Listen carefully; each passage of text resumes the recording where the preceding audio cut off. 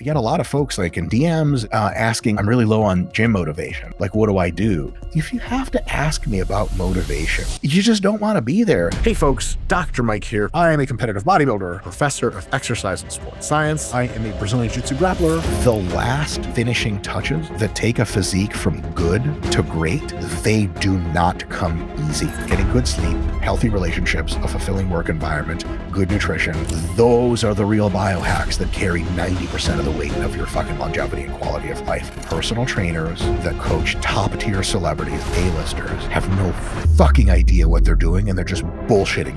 Do you think you could actually build a great physique if you don't love going to the gym? I don't think it is. What a great question. I would say... Big, sexy Mike in the building, or should I say the slightly bigger Mike. How are we doing? But less sexy. I don't know about that. Well, if you're giving me slack on being bigger, I got to get you slack on being sexier. Come on, that's how it's got to work. Mike, thanks for having me on, man. It's a pleasure. It's a massive shame that I can't be there with you in person, but we are quite far away from each other. I believe you're in Detroit and I'm in Dubai, so it's not ideal. I am in a megalith, super fast, speedy, flying cars desert paradise, and you're somewhere I've never heard of. So, have you ever been to Detroit? It's wonderful. I've all I know about Detroit is Eminem grew up there. Decent car production. Arguable, but I'll accept it. That's pretty much been it. You born and bred there? No, so I was actually born in Russia, believe it or not. And my family came to the Detroit area when I was 7 years old, and I moved around for school and work for a while. But then when I got married to my wife and we decided to start a together home for real, we actually moved back to the Detroit area, hilariously, for reasons I can explain, but seem slightly unconvincing when you have places like Dubai that you could live in. But how do you like Dubai? Is it nice? I heard there's like really nice things about it and really kind of strange, not so modern things about it if you look a little closer. Is that true? I think it's, for a lot of people, they love it. I mean, I certainly love it. But then there's other people who come here and probably don't enjoy it as much. I think it depends upon what it is that you want from life. At this stage, me being 33, I don't really have any responsibility. All I'm focused on is just, networking, focusing on my career and wanting to do that in a place where I can be in the sun, be on the beach, and be in a pretty thriving city. It's good for me. And then, the tax is pretty good as well. So. I was going to say the taxes, my Jewish ass was like sniffing that out. I was like, my God, you got to mention that. So it's good. And the gyms are serious. I heard the gym scene was really legit. Yeah. I mean, you're literally spoiled for choice. People ask me which gyms you go to, which are your favorite ones. And I could literally just, list 10 off. I go to a different gym every day. Like it keeps things interesting for me. Las Vegas is like that, actually. And in a sense, Dubai is kind of like the Las Vegas of the Middle East in some stretched out version. But Las Vegas has become like that recently. It didn't used to be, but there are like 5 top tier, ultra super stacked pro gyms with pros and bikini girls just all to the hilt. And it's really trippy. My friend and colleague, Jared Feather, who's a pro bodybuilder, he lives and trains in Vegas, and he legitimately has like 5 gym memberships, which is for most people very strange. Like, where really? Why? And it's like, there's some machines here at that gym, some people here at that gym. Why do you go, Mike, why do you go to different gyms?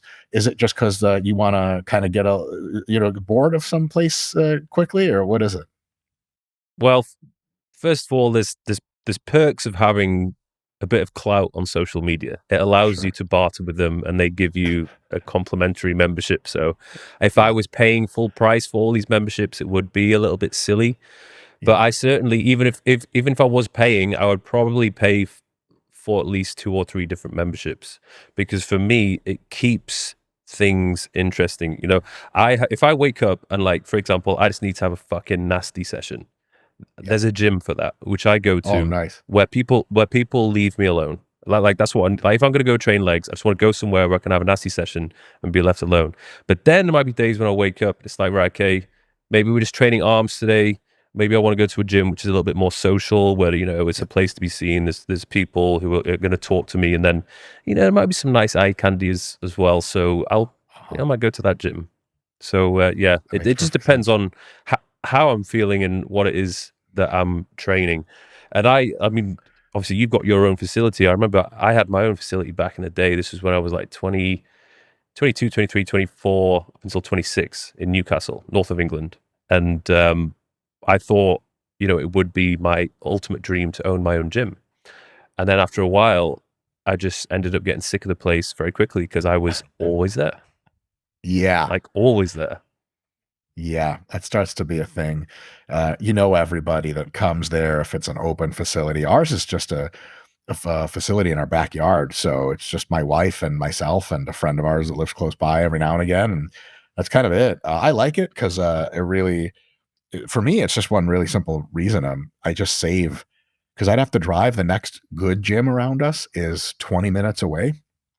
And that's, I train 4 to 6 times per week, depending on the week. That's a lot of time spent driving to the gym and back.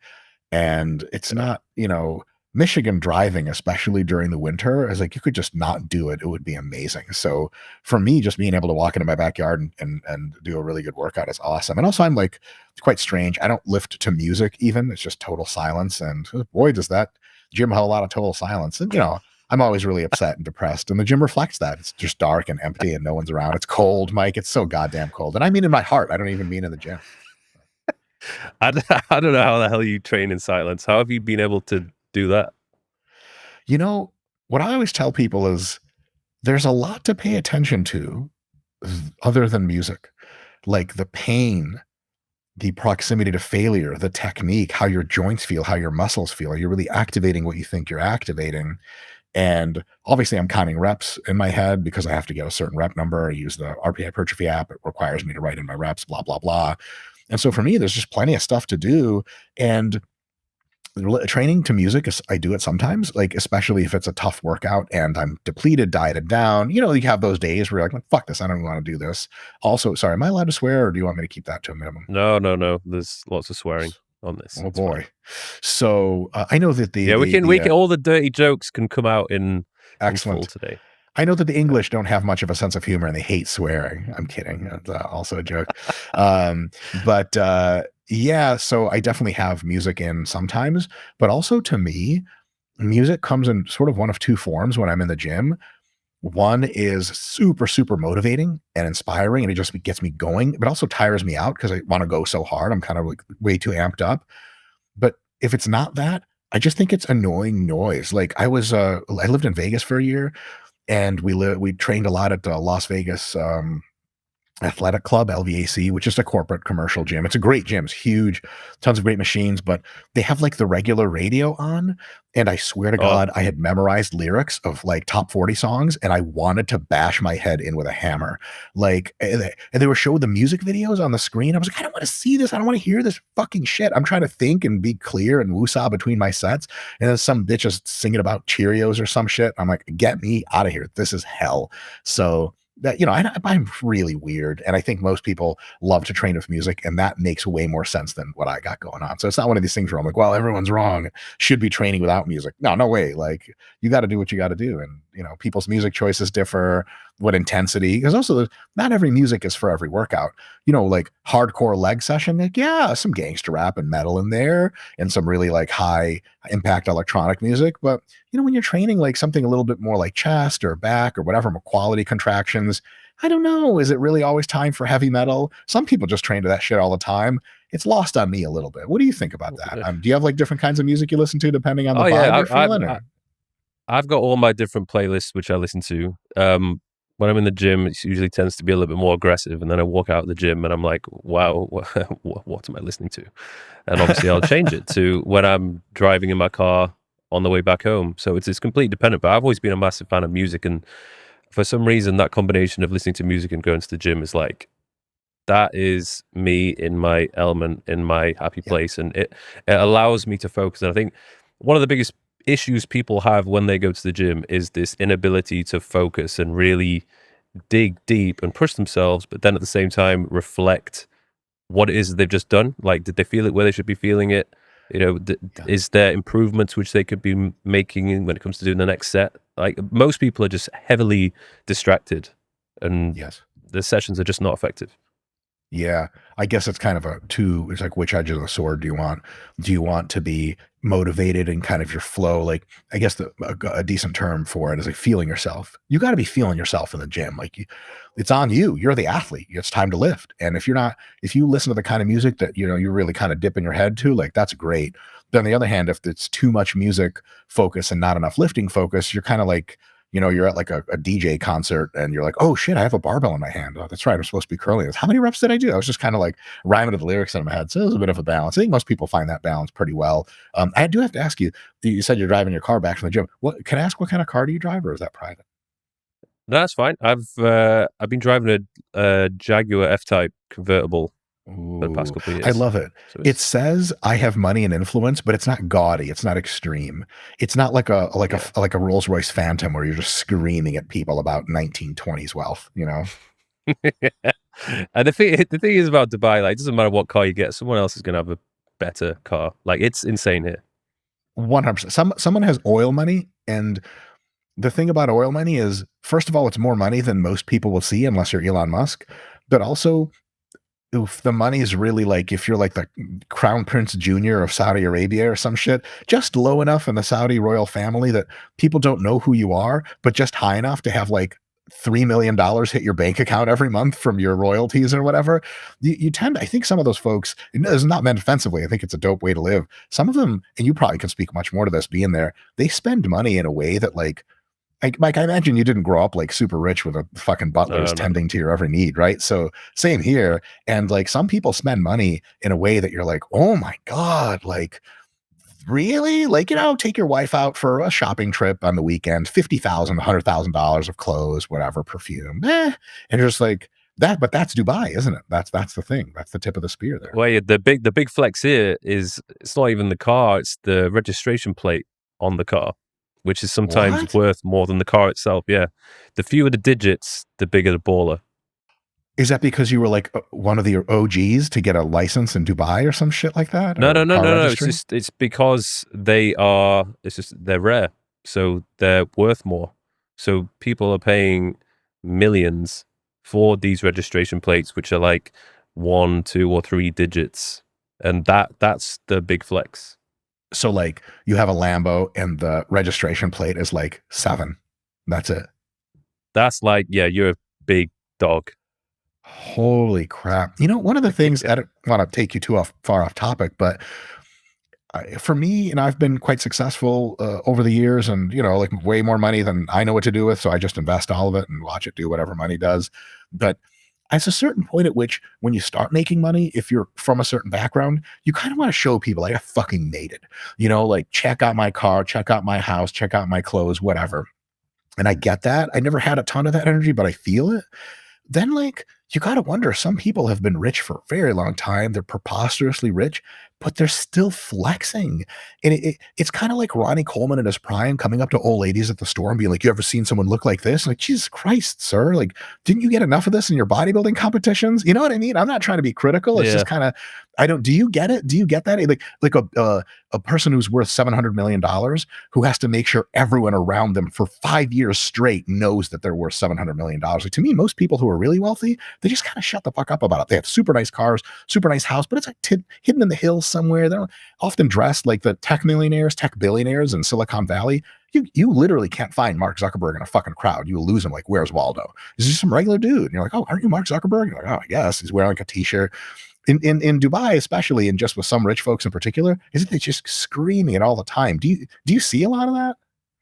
Yeah, I see. What I've noticed is that people who are, if they've just come into money, they just started earning money, or maybe they're worth like a couple mil, they Mm-hmm. seem to try and let everybody know that they have a bit of money. But then Mm-hmm. the more money that these people start to make, the more that they want to hide it. And that's either because they become a target or because they just get loads of people asking them for money. So you're right. Out of the I've got a woodwork. few friends who are worth like just disgusting amounts of money. They don't even wear watches. They just wear like cargo pants, plain t-shirt, and they're just, they're extremely low-key. They don't I even like love to it. be on social media. I love Yeah. it. That's totally my vibe. My wife and I watched all of the seasons so far of a show called Dubai Bling. And do you know about that? Watched it. I know it, yeah. I've not Oh seen it, though. yeah. No, it takes quite a bit of edible marijuana for me to be able to tolerate a show like that. But it is hilarious. Now, like obviously they overplay shit a little bit because it's a reality show for the cameras. But those folks that you mentioned, the group one of folks that in their first couple millions and they really want to show it off, holy shit, is that the whole show? Like just multiple characters in there. And there's reality shows, so they're not faking really. It's just exactly those kinds of people. Like they don't leave the house unless they're wearing something on their body that looks like some shit you would see at like a Milan fashion show that you're not even supposed to wear outside. Like it's just pure art. You're supposed to look at it up and down the runway and be like, okay, that's sweet. What else do they have from that catalog that looks like you could wear it outside? Those people wear that shit like a fucking dress, but there's like a pillow integrated into just one shoulder. And you're like, the fuck? You put that on, like caked on makeup and jewelry. Like it might take you 2 hours to leave the house every fucking day, but it's still doing it. And I guess someone's paying attention. Is that what they're relying on? Do they think they're getting noticed? Is that real? I mean, I don't know how many viewers that show gets. Clearly, it's made it overseas to places like America. Yeah, it's Netflix, but it's not the hardest contract to get. I don't think, I'd honestly say, I don't think they've got a huge amount going on. I think like the moment they get on this show, it's like, okay, this show is my life. So let me just do everything to try and stand out and make a name for myself. Sure. Yeah, I think most of these folks have like dozens or a couple 100K Instagram follower type of people. We're not talking about anyone with like 10 million followers or something. But to your point, people with 10 million plus, they just try to stay the fuck away from the limelight because they've kind of had enough of it, Yeah. I wanted to ask you, how long have you been training for? Like, how long have you been in the game? Lifting weights? Lifting weights? Yeah. 25 years. Oh, wow. Yeah. That's another 10 years more than me. I've got 15, 16 years of doing this now. Yeah. And I've got basically nothing to show for it, man. It's just 10 years of wasting my time. So I started when I was basically, actually right now, it really is just almost exactly 25 years because I'm 39. I'm about to turn 40 in about a month. And I really started lifting weights when I was 14, about to turn 15. And it was in the spring. So 25 years of lifting weights. And it's trippy because I reflect upon it very, very occasionally. And I think you're supposed to feel some kind of like, wow, like 25 years. But my personal reality and perspective is like, I don't lift weights to like feel accomplished. I'm not in the gym to kind of see like what I can become. I just love it in there, man. I love lifting weights. It's why I started lifting. That's why I still lift. I'm not even really known for my physique anymore. I think mostly known for like presenting information in a slightly humorous though odd way. And that's like really my talent, I guess, is why I make all the money and blah, blah, blah. But like, I'm never leaving the gym and I'll probably die in there, man. And so it's just people, I've talked to a few folks who aren't really familiar with fitness or the industry. And so how long have you been lifting weights? And I think they're looking because they see my physique. I'm like an airplane or something sitting next to me. And they're like, how long have you been lifting? They're usually not like prepared for 25 years as the answer. They're like 5 or 7. And then so I tell them 25. I'm like, wow, like that's really something. And I have to pause and be like, it is, I guess, like you could say like, how long have you been eating breakfast, lunch, and dinner for? You're like, oh, 39 years. Like, if you think about it, like, wow, that's so cool. Like, is it? This is something I do. You know what I mean?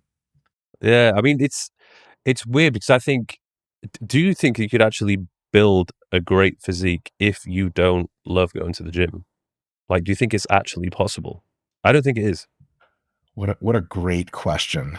I would say, let me try to phrase this scientifically. Possible, but unlikely. And by unlikely, I mean very, very unlikely. I think what in reality you get most often is very few people don't like going to the gym. Very few people absolutely die for the gym. Everyone's somewhere in between those two mega extremes. Now, some people are very close to, dude, you'd have to drag me into the gym. Some people are very close to, you'd have to drag me out of the gym. But people tend to waver usually. Now, you and I have been in this game a long time. The gym is what we do. Our wavering is like somewhere between I have to go to the gym every day down to like, I'll take a few days off, but then I have to go to the gym, right? It doesn't waver down to like, fuck this, I'm never lifting weights again. Some other people are down here. What I've seen with some very talented bodybuilders that had a lot of promise is their delta, their change in desire to be in the gym changes drastically in some folks. And that, to your point, is not a recipe for success, because they'll like get on cycle and they'll have some like coach and they'll have a training partner. They'll be in a good spot. They're not like currently fighting their girlfriend with their hands every day at home. And they'll put together like 6 months of just awesome progress. The fucking Instagram pictures hit. People are like, oh my God, Mr. Olympia 2029. And then what happens with them is after they get especially really fatigued, because you're like dieting and taking gear and all this stuff, it just wears on you. If you manage it properly with periodization, active rest phases, you're going to be fine. It's super sustainable. But these people are usually not in the sustainability thing. So they kind of run on empty for a bit. And they're like, dude, fuck this. They leave the gym. They get into some relationship shit. They get into some travel. They don't want to do drugs or whatever. Cause some people just really only lift when they're on gear. And then when they're off gear, they're like, what is even the point of this? The big thing in the Middle East, fortunately or not, that's a big cultural thing in Europe and parts of the Middle East, is like, I literally have tons of friends in the Middle East who are like, yeah, after about 3 months of training, there's some guy in a gym will approach you and be like, do you want to actually make this happen for you? And you're like, what? Who are you? And they're like, here's Anavar. Like, that's a thing. So, you know what I mean? Let me know if that's a wrong interpretation. But I think a lot of people have there's some big people in the gym here. Yes. And so I think a lot of people waver between periods of high motivation and periods of low motivation. And if you waver a lot, your probability of reaching your highest level of success in bodybuilding or even just your own physique, man, it's low, because those people end up kind of starting from zero all the time. You know, you'll see them in their peak shape and they look pretty fucking good. And you probably do this too, but I look at guys who are looking great, but not quite there yet, like pro status. And I end up filling with my eyes like the rest of their physique for them and being like, dude, another 10 pounds of muscle on this dude and 5 less pounds of fat, he's going to be fucking crushing. Cause you can tell like shape, lines, genetics, waist size. Dude, if this guy just had bigger arms, he would fucking dominate. And if the guy is in the gym and loving it, it's almost inevitable that he's going to get there unless he breaks in half under a fucking squat. But if it's a kind of person that wavers back and forth between really wanting the gym and just literally disappearing for months, the next time you see him, it's like 8 months later and he looks soft and small and you're like, all right. And then he gets back to roughly where he was after a few months and then he drops off again. And you're like, you're not going to make long-term tough gains. And really quick, while I'm ranting, hopefully this isn't too much ranting for you, No, but good. The last finishing touches that take a physique from good to great, they do not come easy. And you can't fuck off for a year and then come back, because you regain the easy gains. And then you're back to more or less that same spot where it's like, all right, now you got to push the gas. Now you have to put 2 years together of consistency to get that next level. And that next level physique, unless you love it and want to be there, to your point, that shit is not going to happen to you. If you're like, the gym's cool when I'm motivated, nah, fuck off. Another thing really, really super quick. I think I ranted on this on a Chris Williamson podcast once or some shit, but that was a good podcast. I reckon anyone who has not seen that podcast, they need to see that podcast. Oh my God. That Thank is you so much. a great podcast for beginners, intermediate, even advanced lifters. Like, it's mostly because Chris Williamson is gorgeous and you could just stare at him. I like to watch it on mute, but and skip the parts where they show my face. But one thing I said on there was I get a lot of folks like in DMs and in comments and just in real life asking like, hey, like I'm really low on gym motivation.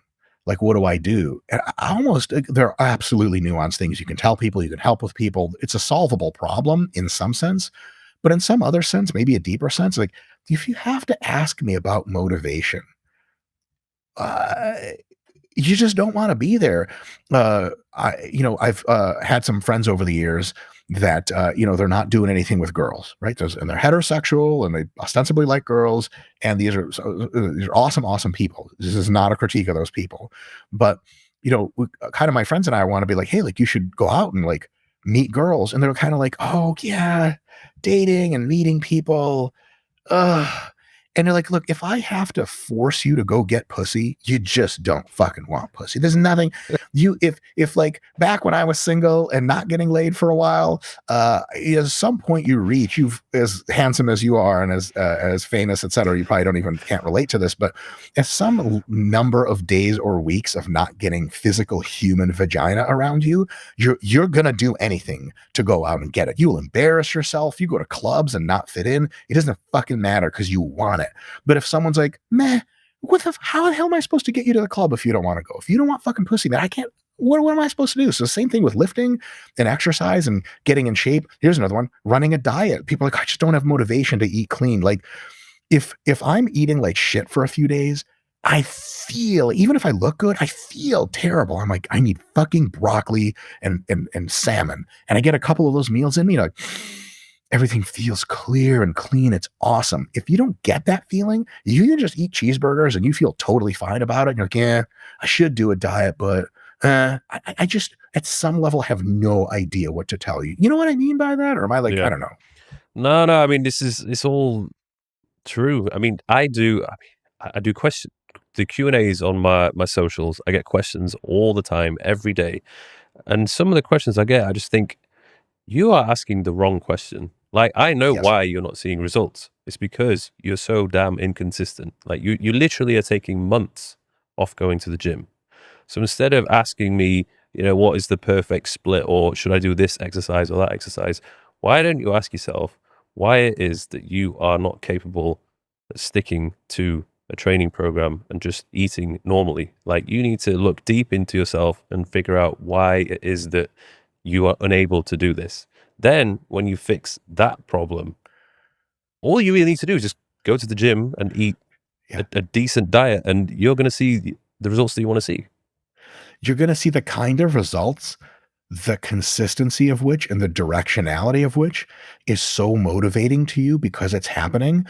You're going to stop asking questions of what's the perfect split because you're already going to be on easy street. When the gains are coming, you generally aren't like trying to figure out the mysteries of the world of how muscle growth works because you're like, I got it. Now you can optimize for sure, but when you're not doing the thing, and you're not getting gains because you're not consistent, yeah, you start like, well, what's the optimal split? Like, motherfucker, you can't do a split. You got to show up to the gym to do that shit. I actually had a friend of mine text me a little while back, and she was asking me kind of a theoretical question about a client because the client wanted to know, like, at his age, he's a little older, individual, and she kind of relayed his question, and his question was, how much muscle do you think I could gain in the next XYZ years of lifting? Because, some people want a reasonable estimate. Like, if I go to buy a computer at Best Buy, I kind of want to know what it's going to do before I pay for it. So instead of like, if I had to invest 5 years into lifting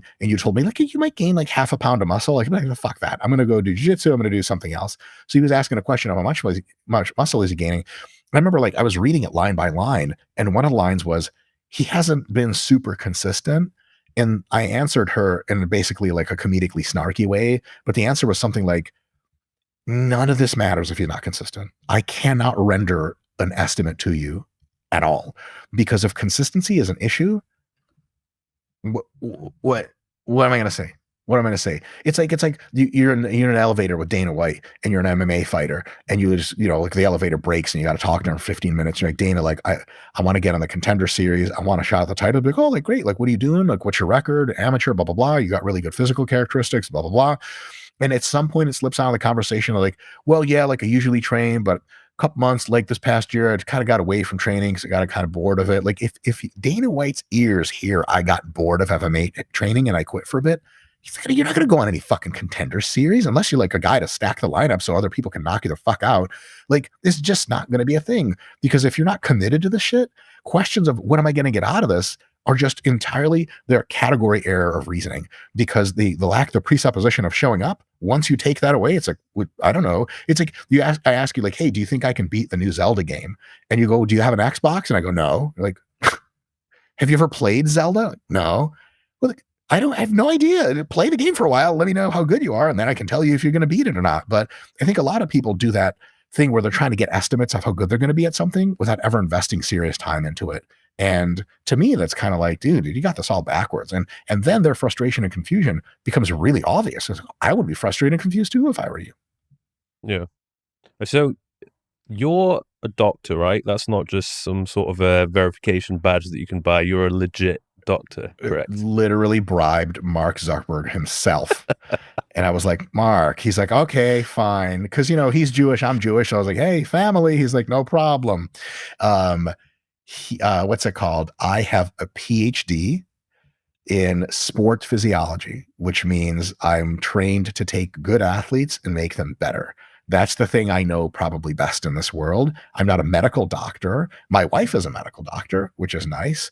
But I'm not like, I can't prescribe medications. I can't diagnose injuries or illnesses, but I was literally trained to put together training plans for people in various sports and integrate training and diet and recovery and sport training into one gigantic cohesive plan that gets them the ultimate performance out of their physiques.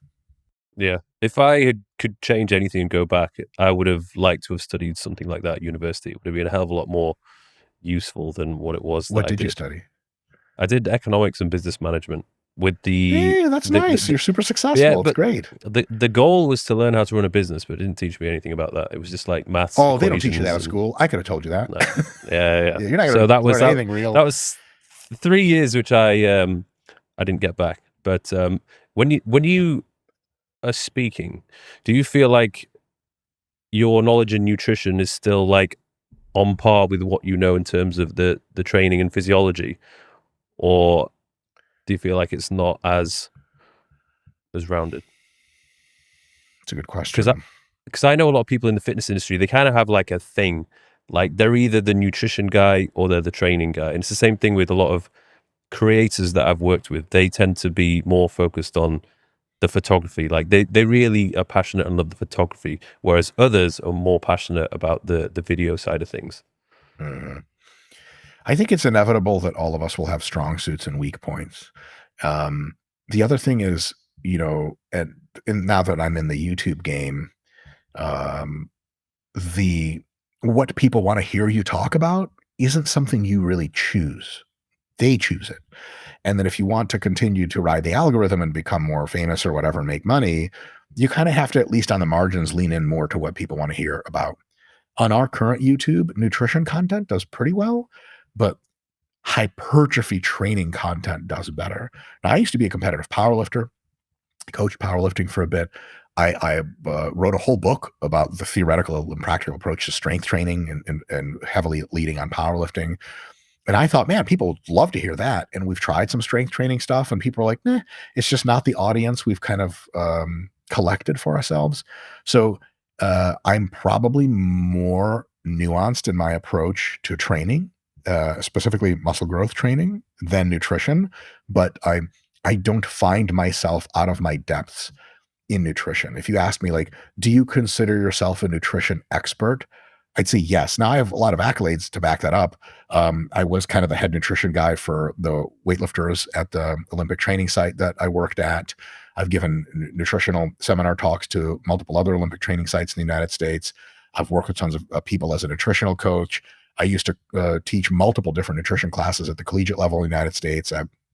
At Temple University, which is a big D1 school in Philadelphia, I taught like basic nutrition to undergraduates, a class of like 300 people or something. So I'm absolutely qualified to speak about very many levels of nutrition, but my training shit goes deeper than that. So I don't really feel much out of my depth in nutrition. Now, to make sure people don't confuse me for an egotistical idiot who thinks he's an expert at everything. When people ask me questions about injuries, which I get a lot of because people don't know it's a PhD, and I don't expect them to know that. The fake doctor, basically. There's, a running joke that PhD isn't a real doctor. They kind of assume that like injury management and diagnosis and treatment is my thing. And my wife's actually like an internationally acclaimed sports medicine doctor. So I'm like, honey, what the hell does this mean? I know almost nothing about injury. I know basic fundamentals from having studied anatomy, physiology, had injuries myself, managed a bunch, read some things. But if you put me on a podcast of like, hey, like, how do I diagnose, manage, treat, prevent injuries? Or people say, like, I have like spondylolisthesis or whatever on my elbow. What do I do about it? I'm like, I don't even know what the fuck that means. I don't think I'm even saying it right. No clue, not even by a mile. So nutrition and training are really close core for me. And to your question, yeah, training is a little bit higher, but nutrition is still high up there. But the next thing down, if you were to go to like, what about injury stuff? It's like falling off a skyscraper. It's like regular, 50-foot tall building, and then Burj Khalifa is the next thing, which is training. And then, Empire State Building is nutrition. It's not even close. So, yeah, nutrition is decent for me, but training, I think, I've leaned into more on a deep theoretical level, especially lately. I think, yeah, overall, I feel as though more people can agree on topics when it comes to training, whereas nutrition is still like the Wild West where everybody seems to be arguing with each other. Everybody has their own theories. Everything on the planet can kill you and give you cancer. It seems to be, there's still a lot to learn, I would say, when it comes to nutrition. Um, that there's a lot of really accurate stuff there. Um, one of the big, this is not entirely true because there are people who do this for training as well, but nutrition, I think, is more personal to people than training. And it's more of they really, what you put in your body is kind of, my body is a temple kind of bullshit. So a lot of people find themselves not just invested into nutrition and learning what is good for their body, but they find themselves to be kind of an expert in their own body, so they think. And because, the keto diet worked for them once, it's the greatest diet ever. People identify more with their nutrition sometimes than they do with their training. Now, of course, some people will die on the train to failure or reps and reserve hill, and there's tons of battles there. But the nutrition thing is deep and personal, and a lot of people think they're qualified to have a deep opinion on it, where in reality they just have their own experience and some Reddit articles they read. There is a very awesome way of putting this by nerd alert. My favorite economist. I have one of those. How many people can say that? I'm not getting laid. But my favorite economist, Brian Kaplan, he had an excellent way of putting it. He said he was talking about economics and economic policy, like what to do about unemployment with your minimum wage. A lot of people have really, really intense opinions about it, but they don't know much about it. Like, where's their intense opinions? And he basically, I think he referenced talking to his dad, who is a PhD in electrical engineering.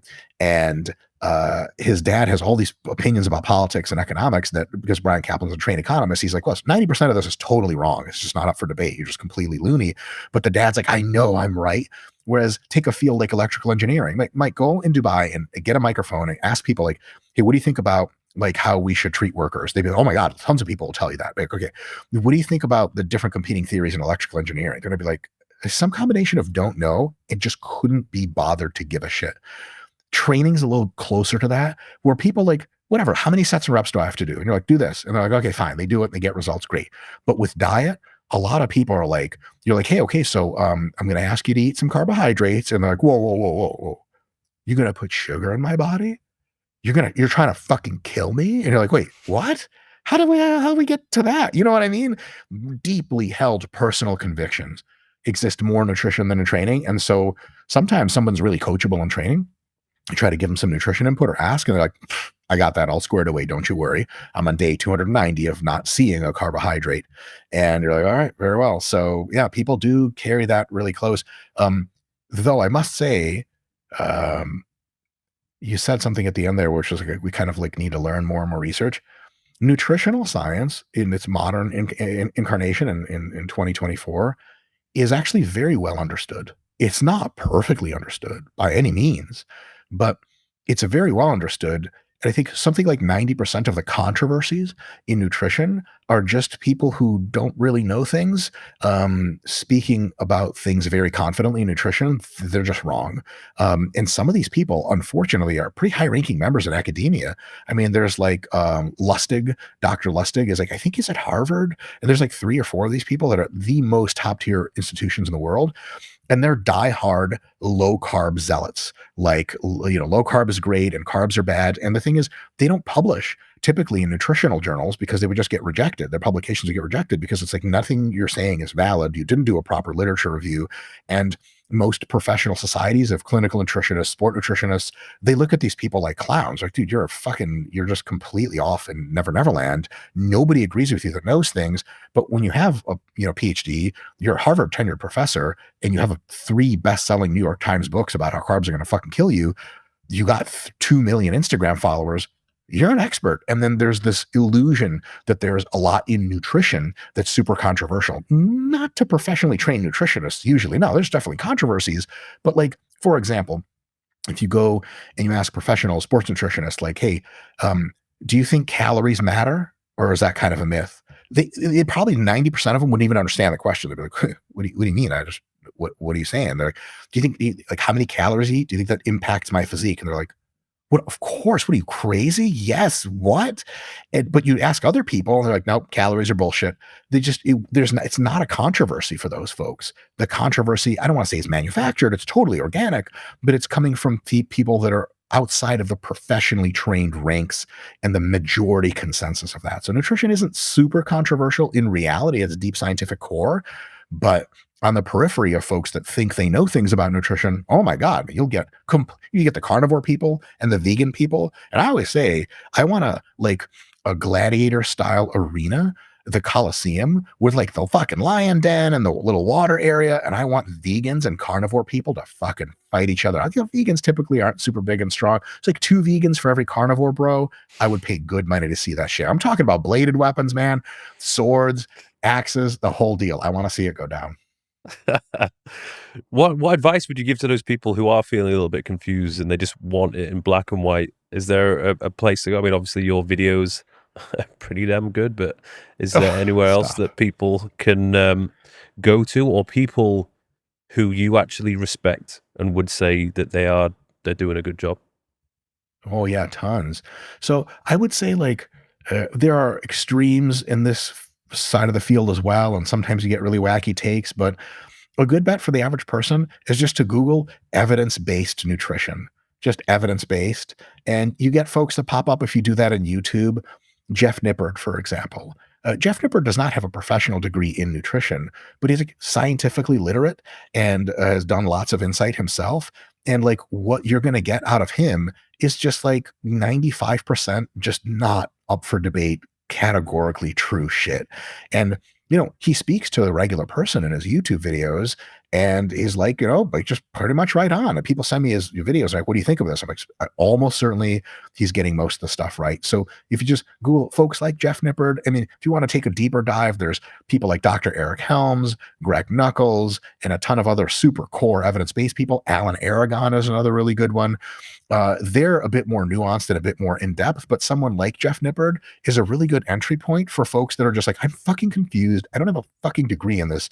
Just somebody tell me what the fuck to eat in the most basic, simple terms. I'd say someone like Jeff Nippard and that whole related videos that you'll see after that, that's a really good place to start, because it's not rocket science. It's not phrased like rocket science. And it just happens to agree with what most professionally trained nutritionists, like, you showed a nutritionist who has never been on YouTube Jeff Nippard's videos, 9 times out of 10, I'm like, yes, this is right on. Cool. Who is this guy? Like, oh, it's just a YouTuber guy. Like, oh, this is awesome. I'm glad this is out there. Which, before Jeff Nippard's rise and a couple of the other folks that I mentioned back in like the year 2010 or 2005, if you ask me that question, like who to go to, I'd be like, I don't know, man. Good luck. Just Googling random shit at that point. So it is getting better over time, but I would say those kinds of evidence-based folks are kind of where to go. And just look for the people that are both evidence-based, but put things into the simplest terms possible. And if you really understand the simple terms, you can always go to the next level and make it more complicated. Would you say that you have learned more from your own experience with the years of training that you've undergone versus how many times you've gone balls deep into papers and studies? Ooh, these are tough questions. Can I plead the fifth? No, I'm kidding. Just pass. Like, oh, what? All right, very well. Awkward podcast. It's difficult for me to give you a more or less because it's a different kind of knowledge. But what I can say is that my deep dives into research and my professional training gave me an indispensable kind of knowledge formal scientific empirical data and theory, which you cannot really realistically derive from a sample size of one yourself. Like, you could be running at all sorts of fucking weird conclusions because maybe you're wacky and your body doesn't really work like a lot of other people's, or maybe you just have some biases. We all do. You just haven't tried enough stuff. So that kind of formal deep dive is irreplaceable, but so is the practical experience, because there is a big gap in translating the empirical data from scientific studies, the theoretical work that people have done, into like, okay, how do I make this happen in reality? Like, you could read, like ChatGPT could read every book on mechanical engineering ever made, and it knows deep, deep concepts of mechanical engineering. And then you're like, okay, build me a Lamborghini. And it's like, oh, in real life, you're like, there's a lot of shit that happens between science and application that you just cannot figure out until you try to apply it and fail and fail and fail and succeed and learn and fail and learn. Years and years later, you're going to know a lot of real world shit that other people don't. For example, if you look at just the raw numbers of calories that you can eat to create a calorie deficit to lose fat, you could say, okay, like a client, I've never coached anyone before, but I've read all the science. Here's the calorie deficit I want you to start with. Someone who's tried the shit before could look at that number and be like, let me tell you what's going to happen. In 2 weeks, this person is going to stop sleeping well. They're going to have no energy for exercise. They're going to barely walk around anymore. So their total energy output is going to decline. And they're going to get so hungry and so food fantasy oriented, they're going to quit. You're just going to burn them out. How the fuck would you know if you would burn out a real person or not with a diet just written by a computer program or just from a textbook? You wouldn't. But if you try diets yourself, and especially if you push your own limits, you realize that, that whole meme from Lord of the Rings, one does not simply walk into Mordor. One does not simply just do a calorie deficit. You do a certain kind of deficit. Some deficits work really well. Some deficits don't work so well. Another example I can bring up is, my God, I used to, back in the day, read a bunch of nutrition books as an undergraduate, and a lot of them were just total dog shit. This is exactly the fallacy of, these people have really never gotten in shape themselves or gotten anyone in shape, and they're just saying things that seem to be true but are not true in reality. And one of the things that jumped out at me was, they'd say, look, okay, if you cut like 50 calories from your daily diet, just by like eating one less cookie or something, you would lose like 12 pounds a year. I'm making up the numbers, but it's something like that, right? And the reality is that the human body's insanely adaptive, and it rigs your expenditure very tightly, and it rigs your hunger signaling very tightly, and it rigs your metabolism a little bit too, such that if you don't make sizable changes for some time and then maintain after, if you make really tiny changes, nothing happens. You're just the same after a year. Like, the fuck? I cut out a cookie a day. This is supposed to work. Yeah, on paper it works if you don't adjust for the fact that the body's super adaptive. And we're just starting to learn in the last 5 years how really adaptive the body is. Some people remove a cookie, they just fucking lose 15 pounds after a year. Like, I did it. Some people remove the cookie, they gain 3 pounds after a year. And you're like, what are we missing here? Well, it turns out they reduced their calories and their physical activity dropped because their body's like, oh, I'm going to starve to death on this. Fuck that. You're not getting off the couch for a while. And the compensation response was over the top. And then, because they cut out their cookie, they really got fiendish for cookies after a week. And what do? They go to the store, they bought the whole fucking package, drained it down the mouth, and then they gained weight. So the idea that you could just make these teeny little changes and they're going to have a predictable long-term impact is just nonsense. And then the reality is, you got to make some kind of moderate changes that really give you observable impacts. And if they don't, you have to adjust them to make sure they give you observable impacts in the real world, in practice. And those are some of the problems in translation. So my experience of whatever 25 years of training and eating in a certain way it fills in those blanks for me. And there's another category too. You can read tons of science and studies, dope, get a bunch of degrees. You can do the shit yourself, which you learn another huge fraction that you can't learn from that. But then there's at least one more fraction, and probably a couple others. The one big one is, have you worked with other people? Because you can work with yourself a bunch and shit works. You got to fucking figured it out. You're like, dude, I know shit. Every time I do this with my calories or protein, this and that, with my training, results guaranteed. You try it with someone, you fail. And you're like, the fuck? Do I fucking just do I not know anything? You try it with a few other people, you know some stuff. You try it with a few hundred clients. Now you're developing what could be properly termed as wisdom. Wisdom is the deep underlying principles behind everything. And you cannot elucidate those without having worked with lots and lots of people. And that is a huge, huge deal. And you have to have that piece of the puzzle if you're going to go out and do shit like you and I do, get on YouTube and tell people what the fuck to do. You've had to at least been around people who have tried to get various results with various diets and training, failed and succeeded. If you're totally unaware of what other people do, you just read a bunch of studies and you've tried it yourself, you know a lot of shit and you're going to help a lot of people. But there's a big missing piece that if you fill it in, coaching tons of clients over the years, you're going to know way more. Yeah, I didn't start making videos for a while. It wasn't until I got an extra 2 or 3 years of training people in person, experience under my belt, where I was like, hang on, I think now I'm ready to talk about this. And that's the problem with social media these days. There's so many people, all these up and coming young kids who, they start training, they get a couple of years under the belt and they look pretty damn impressive. And all of a sudden they're a certified coach doing selling their programs. So, okay. Oh yeah. DM for coaching. Yeah. And it's awesome that they're getting out there, but in a sense, I bet you're glad you didn't get into the YouTube game too soon. You just had some clown ass takes and embarrassed the fuck out of yourself. I mean, I didn't really get on social media until my last year of my PhD program. And God, thank fucking God, I still clown myself daily. Tons of shit I say is just wrong because we're all learning all the time. But at least it's not as bad as, and if you take a bigger view of this kind of problem space, dude, you said you're 33 years old? Yeah. There are people who are growing up on social media. I just got, I said a not nice word. I tried to bleep it, but it didn't work on Instagram. So Instagram kiboshed me just actually earlier this afternoon. It was like, nah, you can't do this. And they had the whole warning. And I was like, okay, I'm going to appeal, but don't kick me off. And it is said one of the options of like ways of appealing was like, are you under the age of 13? And I was like, 13's the cutoff for fucking Instagram? And I'm not saying that's bad or good, but it's such a different world. Cause like, dude, if my posts were saved forever by the internet from opinions I shared with people out loud when I was searching, I would have been canceled 100 times over and they'd look like a total clown 100 times over. So, if you're a person who does coaching or nutrition or whatever, and you just don't have a ton of experience, you got to get it one way or another.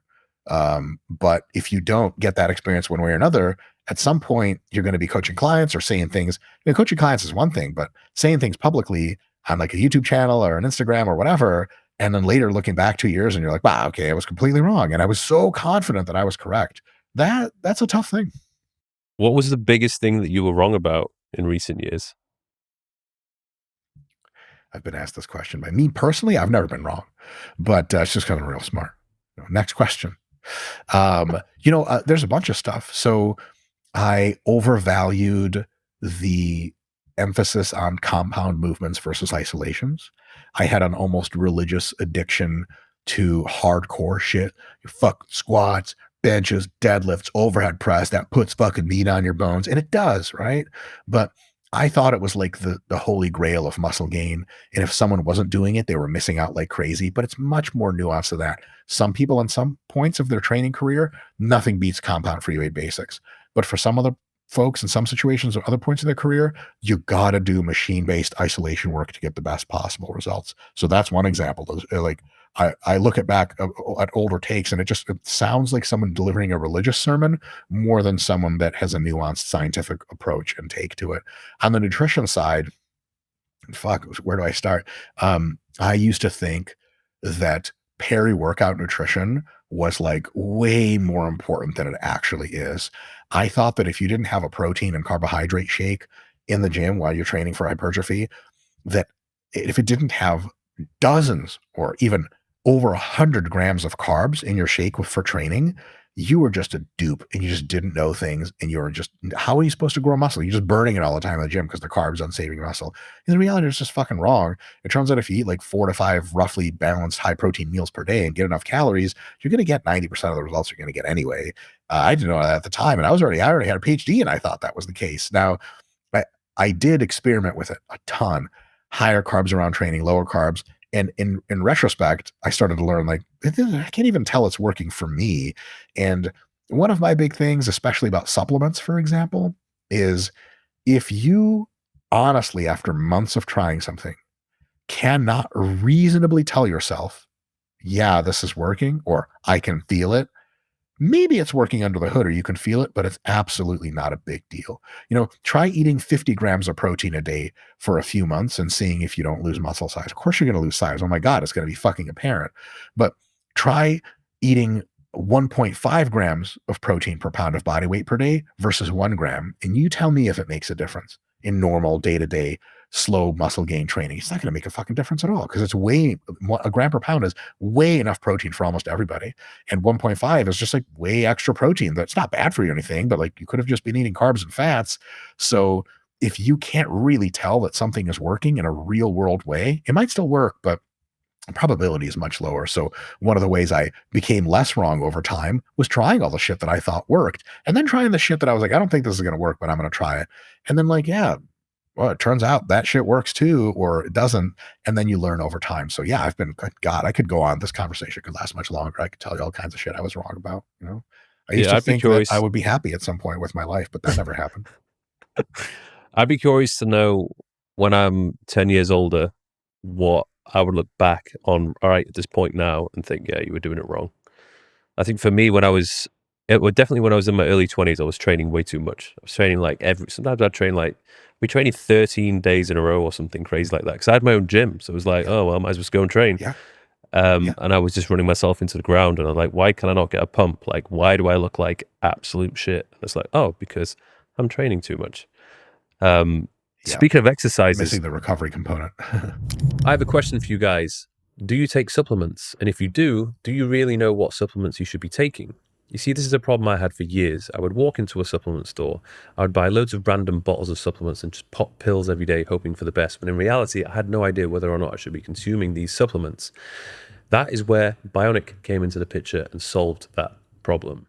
You see, I've been working with Bionic for the past couple of years, and since 2021, I've been getting my blood work done with them every 3 to 4 months. And based on that blood work, they send it off to get analyzed, and then they put together a very specific customized formula for me, which will last me for 3 to 4 months until I get my next blood work done. And honestly, it's been an absolute game changer for me. They also offer another product called Bionic Go, where all you need to do is go onto the website, fill in questionnaire, and then based on that questionnaire, they can give you your customized supplements. So if that sounds like something that would be of interest, which I highly recommend, go onto the website, bionic.com, and you can use the link in my description to get a nice little discount on your first order. Let's go through each muscle group. I want to hear your thoughts on what you would be your go-to exercise if you had to choose one. So for chest, what would your go-to exercise be if you could only do one? Do you want the answer as like my real favorite exercise on average over time, or something realistic that other people can typically get access to? No, what you like. What is your go-to? The incline cambered bar bench press.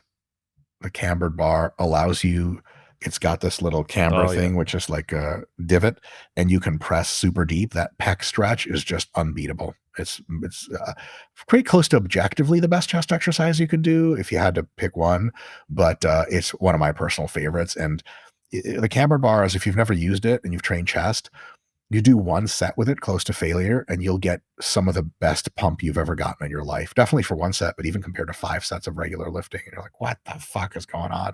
It's a big deal. Shoulders? Like if we're talking, because I know you've got the front, mid, and rear delt, but if you had to, I guess your front delt is getting the stimulation from the pressing. Yep. So and I think rear delts get a lot of stimulation from back work. So for mid delts, side delts, yeah. I would have to say the free motion machine or regular cable machine, where you do lateral raises. You set the cable height at about hip level, where your arms just dangle, and doing side raises like that out to the side. You get a crazy peak tension at the bottom, the super stretch, and the top has almost no tension at all. And we're learning now that a lot of tension and long muscle length, stretched out muscles, is the best way to grow muscle, seemingly. And that exercise, both from an internal perspective of how it makes me feel and from a theoretical perspective, is difficult to beat. I don't know, it's lame because it's not some barbell thing, but I would be proud to say in public. Back? Back's a tough one because I think one exercise for back is a tough call. But I would have to say one exercise for back. Jeez. I'd probably go for a T-bar row. T-bar row is a really good answer. T-bar row, chest supported row.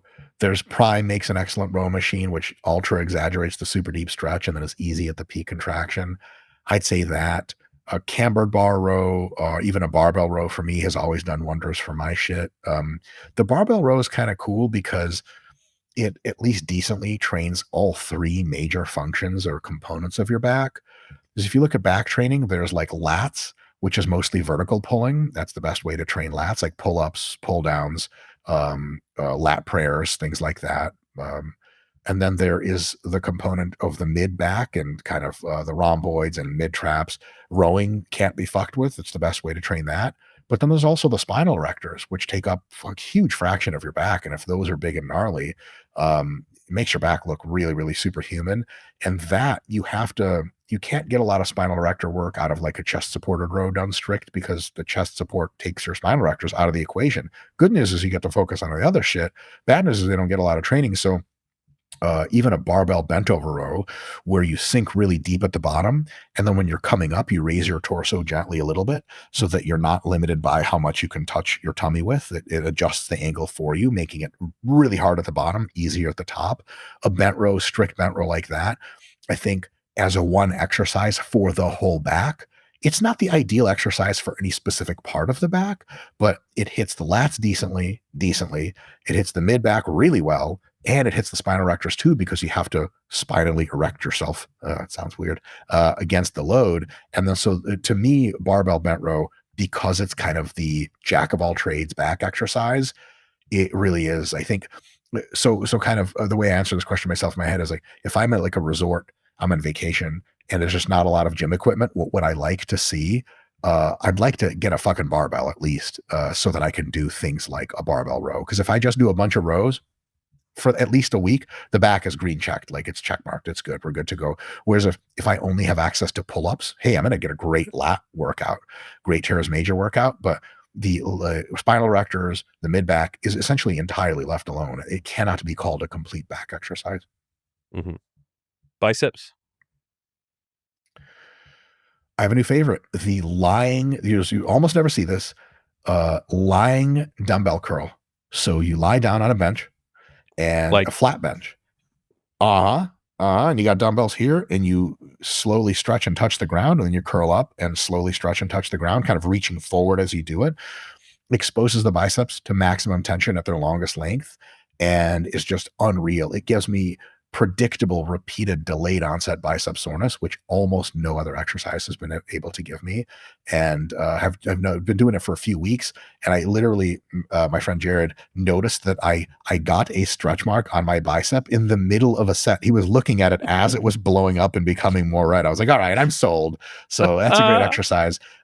It looks a little goofy, and you almost never see and not even really any demonstration videos of it on the internet. But I think it's the goated exercise for bicep. how does that happen? You playing around and experimenting, or did you and the team do a bit of research and strategically come up No, with it? so we're pretty familiar with the basic research.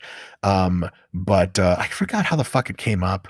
I think one of my friends, maybe even Scott the video guy, was like, oh, like, well, if you did it lying down, and I was like, motherfucker. Scott And then the I tried video it and I was guy. like, right? And I was like, oh my God, this is the shit. And then he tried it later and he was like, dude, my biceps are fucked and they're almost never fucked. So yeah, basically just playing around. And I was doing some incline curls at the time. And I noticed that like the lower I dip the seat, the more bicep stretch. And I was like, wait a minute.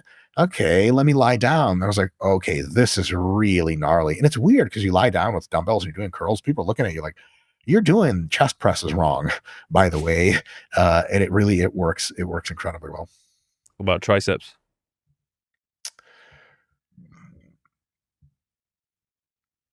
I don't do this exercise because I've become jacked enough to have very limited range of motion. But the easy bar behind the neck tricep extension, standing or seated, is phenomenal. It works every part of the tricep and a huge deep stretch. and it's just unreal. Like one of the best exercises you could ever do for triceps. Quads. Um, yeah, I would say a very well designed leg press is tough to fuck with. For spirit energy and vibes, high bar squat all the way, front to back. But for just quad specific hypertrophy with a small amount of fatigue, a really like Arsenal has a really, really well built leg press. Like it's just tough to fuck with that thing. Another so honorable mention, maybe even better, is a belt squat. Belt squat properly done just is no axial fatigue. There's no fatigue to your spine because the belt goes on your hips, and you can just zap your quad. So maybe even I would retract that. Belt squat's probably my favorite movement there. And then last two, hamstrings and glutes. For hamstrings, stiff legged deadlifts or good mornings are really tough to fuck with, but every kind of hamstring curl is awesome. As long as I get a nice deep stretch in the hamstring, I really find hamstring training to be one of the, dare I say, easiest or most straightforward muscles for me to train. Is it's a biarticulate muscle, which means it crosses the knee and the hip across two joints. So if you position your body appropriately, you can load it under a crap load of stretch, super easy, and it just takes tons of tension, it takes tons of damage, and it grows really easily. So for me, hamstrings, like I kind of do whatever. I just have a huge pet peeve about leg curl machines, which don't let you get a big stretch at the bottom. I just like, get super pissed about that. I have to stack up pads and shit like that. So you can avoid all that by doing good mornings or stiff legged deadlifts because the stretch is inevitable. But you have to do them properly, because improperly done, they're just really no good, and they're just like a back exercise or something like that. And then glutes. Okay. Front foot elevated Smith machine lunges. Um, Enough stability from the Smith machine to produce lots of force. Front foot elevation pre-stretches that glute. I can get instant soreness from that if I haven't done it in a few weeks. Like one set later, I'm like, oh my God, my glutes are cramping and I'm just sore right away. I will say that a really cool tip for folks to try is that back foot. Typically, people will stand on their toes. What I like to do is on that back foot, I like to put my foot down. So my toes actually, like my big toe nail, will be touching the ground. That way, you can't push off that back leg. It's just for stability. Or you put a slide board behind it and you put the little slider shoes on and you slide back with that back leg. If you push off with the back leg a lot, it's cool and all, but it doesn't really train your glutes because they're not positioned to be lengthened and contracted at the same time. Glute training in lunges is a matter of that front leg. And so the more you can emphasize that front leg by being real easy, just tapping the ground with that back leg, getting a big, deep stretch, that's the way to get the most out of lunges. And I still, that variety of lunges and a variety of other front foot elevated lunges, I have not found a glute exercise better than that. Nice. Is there any science behind this or reasoning? Some people just seem to have a muscle group which is way more dominant than the rest. Is that something that people are born with, or do they just have this amazing connection and ability to train it when they do start training? Yeah. It's definitely a combination. I think the ability to have an amazing connection when they start training is something you're born with. You just find it out when you start lifting weights. So there are a couple factors that play in there. Sometimes you just have a higher number of muscle fibers versus the rest of the population, muscle cells in a muscle, than other people do. And other muscles of yours have lower numbers of cells. And so your muscles respond better, they grow better, they get bigger because they just have really good genetics to begin with. Another one is the neurological, the innervation of the muscle, how some combination of your brain and the nerves that come out of your spinal cord and go to the muscle is just really well innervated, and your proprioception is really good there. So you're just more connected to the muscle. And when your body moves in a natural way, it really relies on that muscle more than it would other muscles. You've heard this, I'm sure, from a lot of folks. See, when I bench, man, my triceps are doing all the work. I know it's a chest exercise, but I can't fucking feel my chest doing anything. A lot of times when you try to get them to other chest exercises, they continuously run into the same problem. Some folks just can't get that kind of deep activity, whereas their dominant muscle would just take over everything. Like they'll somehow use their triceps on pull-ups. And you're like, what the hell? Like, yeah, we got a tricep pump. And typically those are the muscles, the ones that take over, they get the biggest pumps. They're the ones that are going to do better. Another thing is fiber type. Faster twitch muscle fiber types which you can have different fiber types and different muscles of your body by some margin. Faster twitch muscles just grow more. Their faster twitch fibers grow more than slower twitch fibers for any given amount of stimulus. So some people just have really fast twitch biceps on average, and they do 3 sets of curls and they get sore for half a week and their biceps become enormous, whereas their triceps are just like pretty slow twitch, smaller number of cells, maybe not as well connected to the brain. And you just kind of like, I don't know. I train my triceps. I swear to God, I'm trying to feel them. It is nothing's happening. There's a bodybuilder back in the day in the early 2000s named Marcus Rule. Do you remember who that was by any chance? He's a German dude. He was like 285 on stage, something totally obnoxious, insanely huge dude. And his biceps were huge. His shoulders were huge. His back was enormous. His chest was one of the biggest chests of all time, but his triceps just were not that big. I mean, relatively speaking, the guy weighs 285, so it's bigger triceps than all of us put together. But in all the poses, you're like, dude, triceps. And I remember he was being interviewed for muscle magazines and videos, and they're like, what's up with your triceps? And have you, and the best questions was like, have you tried XYZ? And he was basically like, I'm going to cut you off. I've tried it all. My triceps just have a really hard time responding. I've tried high reps, low reps, high volume, low volume, everything in between, all the exercises. Nothing I do for them works a ton. I do 3 bicep curls and my biceps are 22 fucking inches. I have no idea how it happens. And that's a real thing. And interestingly enough, he's actually torn at least one of his triceps before in training. That's how much he was trying. Like if you tear a muscle, he didn't tear many other muscles in his body. He was so going in over the top that he frayed his tricep tendons and one of them just snapped off. That's how much he was investing into it. So you would see his triceps, and a lot of us, this is a good example of being a kind of junior level starting person in the field versus someone who's been through a lot of experience. Junior level person would look at his physique and be like, dude, I could fix his fucking triceps. He must just not be training correctly. Could they have been right? Yeah, sure. But in his particular case, nope, he already tried all the stuff, man. And in my personal experience, if you try relatively basic shit in a slightly more nuanced way, if that doesn't work to get a muscle notably bigger, that muscle's always going to lag behind. And how big your muscles are relative to one another is, of course, depends on how hard you're training. You know, if you just never train your legs, but you always train your chest, of course, your chest is going to be better than your legs. But people who have really good leg genetics, they just start squatting once a week and they fucking blow up. And if you're squatting 3 times a week and one of those is hack squats, another one's leg press, integrated periodization, the whole 9 yards, mind muscle connection, super technique focus, but your legs are still having a hard time growing, man, they ain't nothing for you short of genetic engineering that's really going to allow you to have explosively large legs. It's a thing. Genetics is a real thing. Mm. How does the periodization work in your app? Your app, by the way, I have to admire the way that you promote that in your videos. It's done very slick. The transitions. Very artistically, like, here's what I do. Here's a screenshot of it.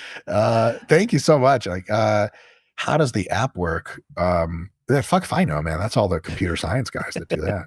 I'm kidding. They do a lot of the work.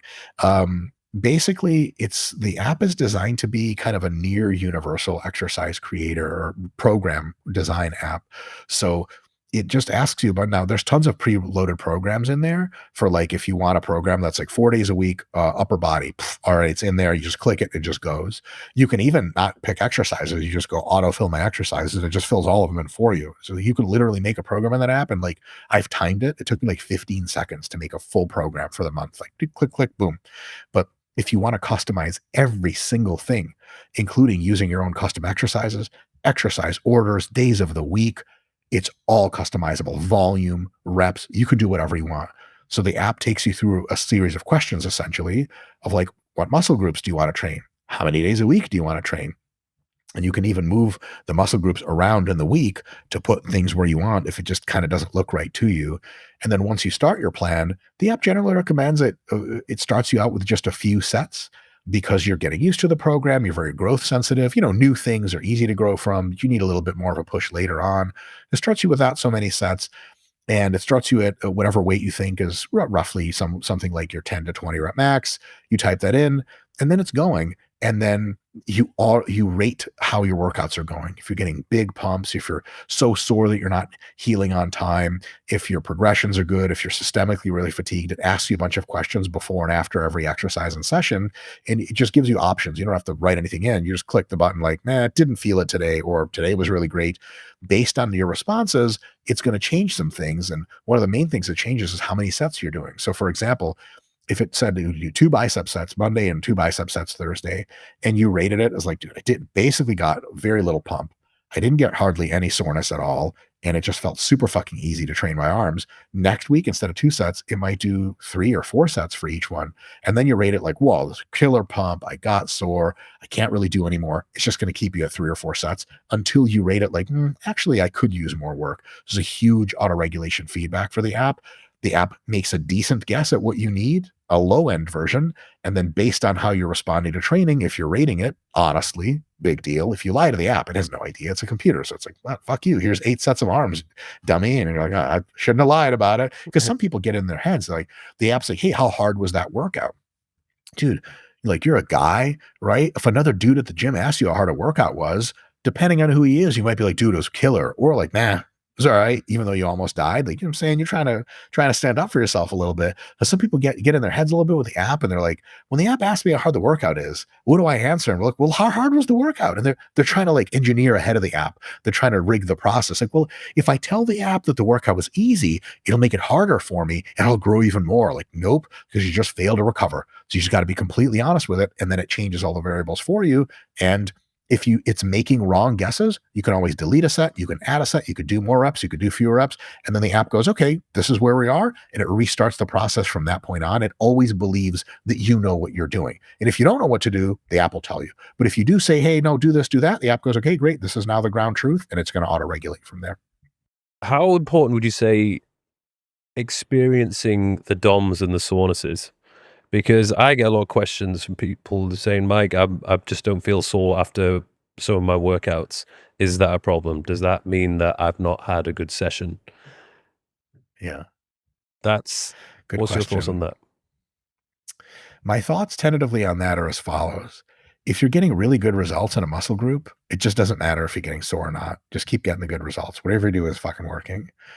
If you are always so sore from a muscle that you are sore next time you train it, like let's say you train quads Monday and Thursday. Every time you train quads Monday, they're still violently sore Thursday. And then you train them hard Thursday and they're still violently sore Monday, week after week after week. And your gains aren't that great. You feel kind of tired. You're just training too goddamn much, too fucking hard. You need to do less. Ideally, anytime you come in to train a muscle again, it's not sore. It's fresh, it's strong, it's ready to go again. So if you have extreme overlapping soreness that goes into the next workout for that same muscle group, I'd say the soreness is telling you something, and that something is to back the fuck up. If another situation presents itself, where the opposite situation, where you're training a muscle and you're not getting good results, but you're not getting sore at all, the probability that you could benefit from more is decent, and you should at least try. And if you do better technique, more mind muscle connection, more effort, more sets, all of a sudden you start getting a little bit sore. The probability that you're going to see some growth happening there is really good, because you're basically understimulating and now you're stimulating more adequately. So soreness doesn't tell you, I think, a ton about the process. Extreme overlapping soreness says you may have 99 problems, but training hard enough is absolutely not one of them. And you should probably train less and get better results. And if you never, ever get sore or even tired or fatigued in a muscle, and it's also not getting good gains, yeah, you probably can go harder. So that's kind of how I interpret soreness. I'm curious to know, with the whole process of you making these videos on YouTube, like which you're doing at a pretty steady rate. It feels like you're doing one almost every day. Do you ever feel like you run out of content to make, where you're just like, fuck, I've literally talked about everything that could possibly be talked about. Like, what are we going to talk about next? What's the process between you coming up with ideas and trying to keep things fresh and original in a world which is pretty saturated? Pretty saturated. To be honest, bro, I just steal other people's ideas, man. And I just fucking go on there, and I don't want to do it better than them, but if I do it worse but still make some money, I'm still golden. So a pretty formal process here in our kind of YouTube division of RP. What happens is Scott, the video guy, who's a close collaborator of mine, he does all the editing, everything. Well, he has a team now of folks that do editing with him, but he's the main man Like he's the guy that organizes everything. He does the uploading. He does the whole, kind of directs the whole process. What I do is I have a list of video ideas. It is a preposterously long list. The problem is that list is a spectrum. On one side of the spectrum is kooky, weird science nerd ideas that only myself and 3 other fucking nerds that don't get laid think about. And other people would think the video was just a giant waste of their time. And on the other end of that spectrum, it's like real mainstream videos that fuck real hard, like answering the big questions apparently everyone wanted to know about them. And they just like do hundreds of thousands of views right off the bat. I don't often know which idea is which. So what I do is I have a huge bank of ideas in various subcategories. And then what I'll do is I'll have Scott, the video guy, look at him. And since he's super close to the analytics, he not only formally knows what does better and what does worse, he's built up an intuition over what does better and does worse. And we use some AI tools to tell us kind of what's trending. And I'll say, okay, which videos do you want me to make into PowerPoints to deliver? And we work months ahead of schedule. So most of the videos, we have some videos coming out on the channel that were recorded literally more than a year ago because we try to stay real far ahead. But he'll say, this video is awesome. This video, I don't care so much about. So he'll kind of go through my list and he'll highlight the ones he thinks our technical term here, industry term is which ones fuck, which videos fuck and which ones don't. And so he'll pick the ones that fuck the hardest and I'll kind of render them first. So I take those. Just one concept is like usually a line or two of topic idea. And I'll take that, I'll break it up. I use a program called Workflowy, which is amazing. I'll break it up into mini concepts and then I'll fill in the details and then I'll transfer that to a PowerPoint presentation of just like, I don't do full scripts almost ever. I just do kind of little quick bullet points. And I look at my computer and then I start blabbing about it. And I look at it again. I start blabbing about the next thing. So I make the PowerPoints for them. And then we sit down and record the PowerPoints. And then that editing process happens. Then we release the videos. The ideation process sometimes is Scott telling me like, hey, do you know what people are asking about a lot is the high intensity training. Like a couple months ago, you're probably aware of this. We went through a big hit wave where it was like Mike Menser and hit training was like, it just inexplicably was fucking the hard. Why? I thought this thing died in the fucking 80s, but it was back hard. And he's like, hey, can you make some videos about hit training? I goes, Jesus Christ, can I ever? I know so much about that. And it's so close to I trained like a hit trainer guy for years before anyone knew who I was, before social media existed. And so I was like, oh my God, got you. I made a bunch of videos. We recorded them. We released them and they all fucked really well. And we're like, all right, great. So sometimes Scott tells me like, hey, folks are asking about this and this is kind of trending. This is the new thing. Let's make videos about that. But most of the video ideas are just like shit that comes out of my head. And the thing is like, I've been at this a long time and I've a lot of times, maybe often, very often thinking about training myself. And that means that I just have a really large kind of network structure in my head of training science. And I just pick up one part of it and go, how can we make a video about this? And I go, oh, well, there's actually 5 or 6 video ideas here. Like, for example, training to failure. How many videos can I make about that? Like, oh my God, like here's 2 videos right off the bat, right? 2 videos ideas. How you're not training close enough to failure. And another video idea is how you're training to failure too goddamn often. Easy. So the concept is training to failure and we attack it from multiple points. Another thing we use is the troubleshooting perspective comes in really handy. So there's kind of at least 2 types of videos we make. It's many more than 2, but 2 big important categories for us are general concept videos. Like, let's explain the idea of what reps in reserve are, what relative effort is. Just because a lot of people are like, what the fuck does that even mean? You just a general concept video to introduce people to the idea. And another type of video is a troubleshooting video. You have this problem. How do we solve this problem for you? Your biceps can't grow. They just don't fucking grow. You're training them and they don't fucking grow. What is your checklist for things to go through where you go, okay, we're going to talk about nutrition. We're going to talk about recovery. We're going to talk about how to feel the technique. We're going to talk about exercise selection, all of it weaving into bicep growth. So knowing that whole large network of ideas, we can go through and pick ideas out of there. And another huge source of inspiration for me to make these video topics for all that development process later is questions. That I get. So we have like a couple of communities in RP. We have the RP clients group, which is like 100,000 people in it on Facebook. We have the Team Full ROM group, which is another group that has a smaller number of people, but they're really super hardcore and dedicated. These folks ask a ton of questions. And I'm getting to the point where I have enough videos on YouTube, or sometimes when I answer questions, I'll be like, hold on a second, just Google myself. I'm like, Dr. Mike, failure, enter. I'm like, oh yeah, we do have a video. And I just click, I just send them the link. And they're like, oh my God, thank you. Right. So sometimes when they ask questions, and I'm like, God damn it, I have to have a video about this. I look it up and I don't. And I'm like, fuck, this is definitely a video, because this isn't the first time I've seen this question. It's not the last. I gotta make a fucking video about this. Like, kind of ideally, it is mostly a joke, a little bit of truth in it. I want to make a video about every question anyone's ever had about training. And how do you know when you're done? Well, if I can look through like Instagram feeds of other fitness people and my own Instagram feed and YouTube, and I look at through all the questions, the troll comments like, Dr. Mike, you're an idiot, you suck. Like, all right, very well, not wrong, but whatever, ignore that comment. The real legit questions, people struggling with their fitness goals. If I have a YouTube video already on deck or released that can answer basically all the questions, I'm going to retire from the fitness industry, and I'm more for me to do. But I'm so far away from that at least my unique take on a problem, if people have questions and I don't have a video about it yet, your boy's on it, and I'm trying to make a video about it. Now, when I make a video concept about it, it still has to pass the Scott the Video Guy filter. He's going to be like, that's some weird incel shit nobody gives a fuck about. That's going to the members area, or that's going to our other portal. That's not going to hit the main YouTube because nobody gives a shit about that. I mean, not nobody, but like 10,000 people versus 100,000 people.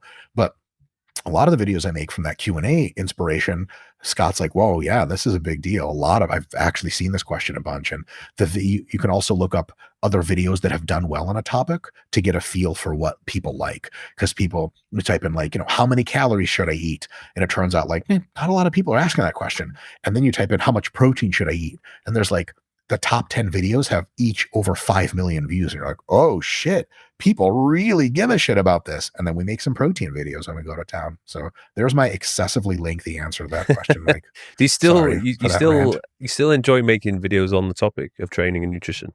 Or do you ever get like, I hate it.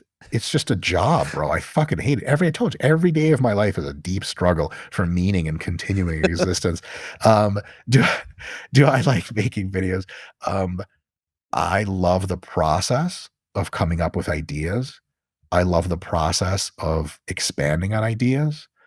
I love the process of making those ideas into videos. And I have the gift of gab or whatever, or maybe I'm not gifted at it. I could just talk uninterrupted for hours at a time. So like, I've been told this is apparently unusual, but Scott and I film regularly 8 videos a week. Every week for the main channel. Yeah. Oh yeah. We only release 5 a week. So we end up just getting way ahead of schedule because some weeks we travel, some weeks we take off, but 8 videos a week is a kind of our standard. And so we get well ahead, but I can spend 4 or 5 hours uninterrupted filming multiple videos in a row just in front of Scott's video camera. Also, we film for a bunch of other sites like Old Men Who Love 40-Year-Old Balding Guys.net. I mean, I make a lot of videos for that site, but the guys just love it, Mike. They just can't get enough of me. But yeah, I can talk. I don't hate it. And I really, at the core of it all, there are 2 passions that drive me to make all these videos. One is I love to take a conceptual deep dive and really feel like I know things. I figured out the space somewhat. Like I've made some kind of discovery of, there's a deep structure here. I love that. And I love the idea that like we get to help people. Because imagine you have a problem in fitness and you're not made of a gazillion fucking dollars, which since you are, for you, it must be difficult to imagine, right? You're riding your chariots in Dubai or whatever. But there are people out there struggling with their fitness goals and they don't know how to solve the question. They don't know how much protein to eat. They don't know how to do their bicep curls, whatever the question is.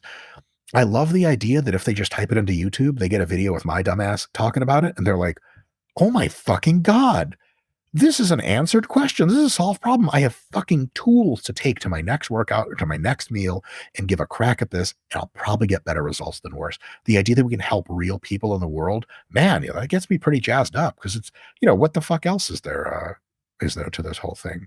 Well, do you know what? You've mastered the art of combining education with entertainment. And I think that is massive for actually getting viewers and, maintaining an engaged audience, because anyone can go on social media and try and educate people. But if you don't have that, that special element of your own charisma, personality, and making jokes here and there. It makes it so much more enjoyable and digestible to watch. Oh man, thank you so much. I had folks say that every now and again. I honestly don't understand what the fuck they see in me. The thing is like no one's really smelled me in real life, because if the body odor in real life is terrible, thank God for YouTube. You know, you said earlier like, oh, it's unfortunate we can't do this podcast in person. Like, thank God you'll never see me on the Chris Williamson podcast again, because he was like, Mike, honestly, you need to like learn how to. Is that why the table was so long? That's why the table was so long. Oh yeah. He had people come in and make a longer table for us just because he knew I was coming in. For all the other guests, you notice the table's a lot shorter. Yeah, I don't know. You know what? I didn't know that the people like to hear what I had to say until really, to be honest, we leaned a little bit more into the comedy bullshit. So like the channel took a big bump when we started criticizing celebrities in a comedic and instructive way for their workouts. Because let's be honest, some of these workouts are just like, how are you paying money for someone to tell you this? This is the most awful. Oh, the Hollywood celebrity workouts. Just a cesspool of the work. And sometimes you get pleasant surprises. You're like, dude, this is awesome. This celebrity's going to town and their trainer's great. And other times it just sucks. So that little comedic thing, and like, I don't know, like I didn't know apparently that like a lot of people found me funny. Like I think I'm funny to myself in my own head, but I'm also weird as fuck. So fuck what I know. I also think, I can dress myself, but clearly I have no idea what I'm doing because my fashion sense is terrible. Backwards, and I wear Crocs as a daily shoe. The funny thing is, you've got such a reputation for it that you could literally say the wildest shit now, and like you can just get away with it because nobody's surprised. Yeah, that's just that crazy guy saying crazy things. Yeah, like if you go to a Walmart and there's people bouncing off the walls and throwing objects, you're like, this is weird. The world's coming to an end. But if you go to like a psychiatric clinic, you're like, yeah, it's Tuesday. So I guess enough people know I'm crazy. I will say though, very few people in the grand scheme of the world know who I am. And some of our more popular videos, they attract a lot of, because, once a video gets popular on YouTube, it just kind of continues to get even more popular is how the algorithm works. But there's one video specifically where I'm actually training my wife in like a dumbbell only leg workout and glute workout. And I pretend to not know who she is and just like a random person. And I hit on her like obnoxiously with the worst pickup lines ever. And there's so many comments like, dude, this guy's an idiot. What the fuck? And there's other people like, he's kidding. It's his wife. They're like, oh my God, thank God you said that. I had no idea. I thought the whole time it was just some kind of guy who's like needs to be in a correctional facility instead of around human females. Speaking of you've obviously reviewed a lot of celebrities' workouts. Who has it most on lock? Like, who's actually legit knows what he's doing? As far as celebrities or celebrity coaches? The celebrities themselves. Oh boy. I mean, if we count John Cena, the wrestler, oh yeah. I mean, he's just in a league of his own. Joe Bennett, aka Hypertrophy Coach on Instagram, was training Bautista, another wrestler. I mean, just really star-studded shit. Those kind of folks are just a level above. And as far as like celebrities themselves, the thing is, most of the time when we're doing celebrity training review videos, they have a trainer and they just like don't know, their celebrity themselves don't know what they're doing. And like, to some large extent, I'm sure you've been around celebrity coaching in some respects. They don't give a shit. Like, how much does a person who makes a lot of money know about their taxes? Well, they usually have a tax person. And they're like, I don't know. I know some about it, but like, this guy just tells me what to do and I do it. Celebrities really are very good at outsourcing their shit. So, I mean, I take jabs at celebrities, all for fun, all for jokes, but like, I never really judge them personally because how the fuck are they supposed to know what's going on? Like, so somebody tells you to wear a certain clothing item because they're a fashion expert, and someone's like, dude, you look like shit. And you're like, I do? Is that true? I have no idea. So I rarely judge celebrities themselves, but their trainers, I must say, I really like.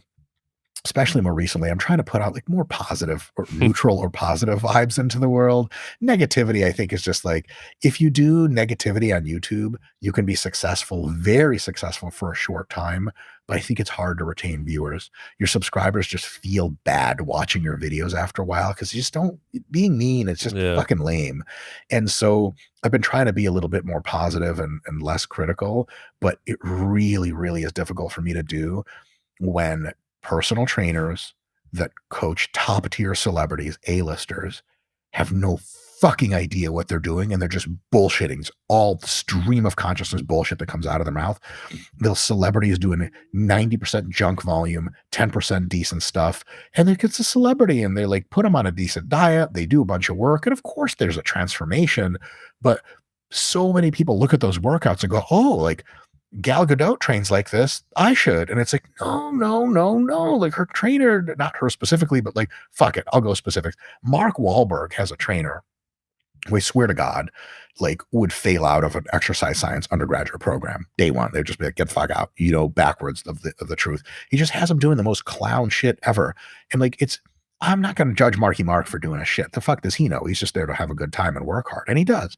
But the coach, the trainer, I want to be positive. And, everyone's learning, and I could be wrong about all the shit. And I'm sure that his coach is a real good person in real life as a human, right? But as a trainer, there's just, because I know a lot of that formal science that most people don't go to school for, so I'm a little bit closer to the truth. It's my job. He's so the fuck out on that other direction of like confirmed bullshit. Not just, oh, we don't know if this works. Like, this definitely sucks compared to the real shit. He's so far on that end that I do have trouble sometimes with positivity on that regard. Cause I'm like, fuck, somebody has to yell about this. It's gotta be me, I guess. You know what I mean? Do you ever get somebody like retaliate to one of your videos or actually get in touch with you after you've made a video about them? Or has it generally been all right? Mike, I've been preparing myself for that eventuality. I think it's nearly inevitable. I don't know how it's going to present itself. Is it going to be a DM? Is it going to be a contact Renaissance Periodization's legal department? Is it going to be a see me at the Arnold or Olympia and talk shit to my face? I don't know. But it hasn't happened yet. But I will say, if I was that trainer and I watched some of my own videos about that trainer and their client, in some phases of my training, and let's call it supplement use, I would be fucking homicidally furious. I'd be like, if I ever see that fucking clown Jew, I'm going to punch his goddamn face off his goddamn stupid, ugly body. And I feel that spirit energy.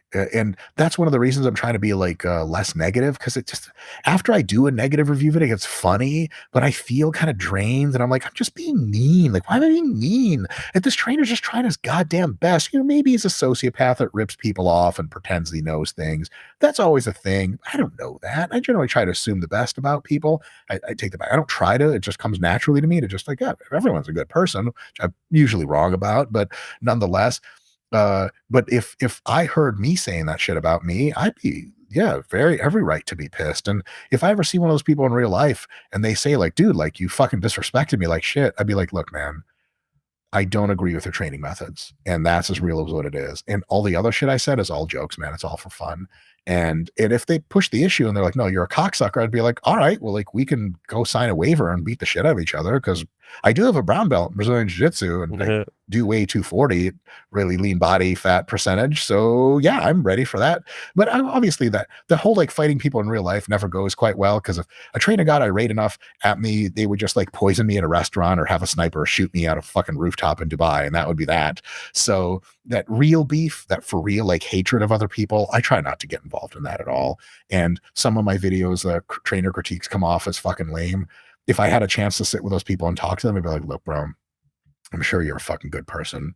And it's all some combination of jokes and just me giving you some real honest feedback about the shit. I'm sorry it has to come off as comedy at your expense, but I think we can all kind of laugh about this together.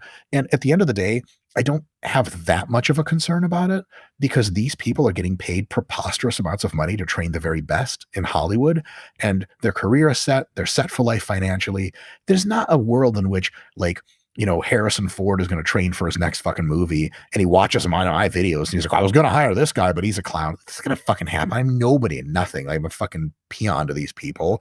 And so these real hotshit celebrity trainers, it's almost like, if they get really pissed about it, I'd be like, dude, you're good, man. You're fucking golden, do you think LeBron James like reads like ESPN's articles about him, about how his game is falling apart and he sucks? I bet you he doesn't. I bet you he's just getting 8 blowjobs in a row from fucking strippers, which is what I would be doing if I was him. You know what I mean? So I don't feel terrible about talking shit because these people are already up there. They're good. They're fucking golden. They can take a couple fucking hits, which is why like people talk shit about me on the internet. If I'm, in the wrong phase of my cycle, like absolutely. And because I'm Russian, I perseverate about it and I waste a bunch of my time being pissed at people.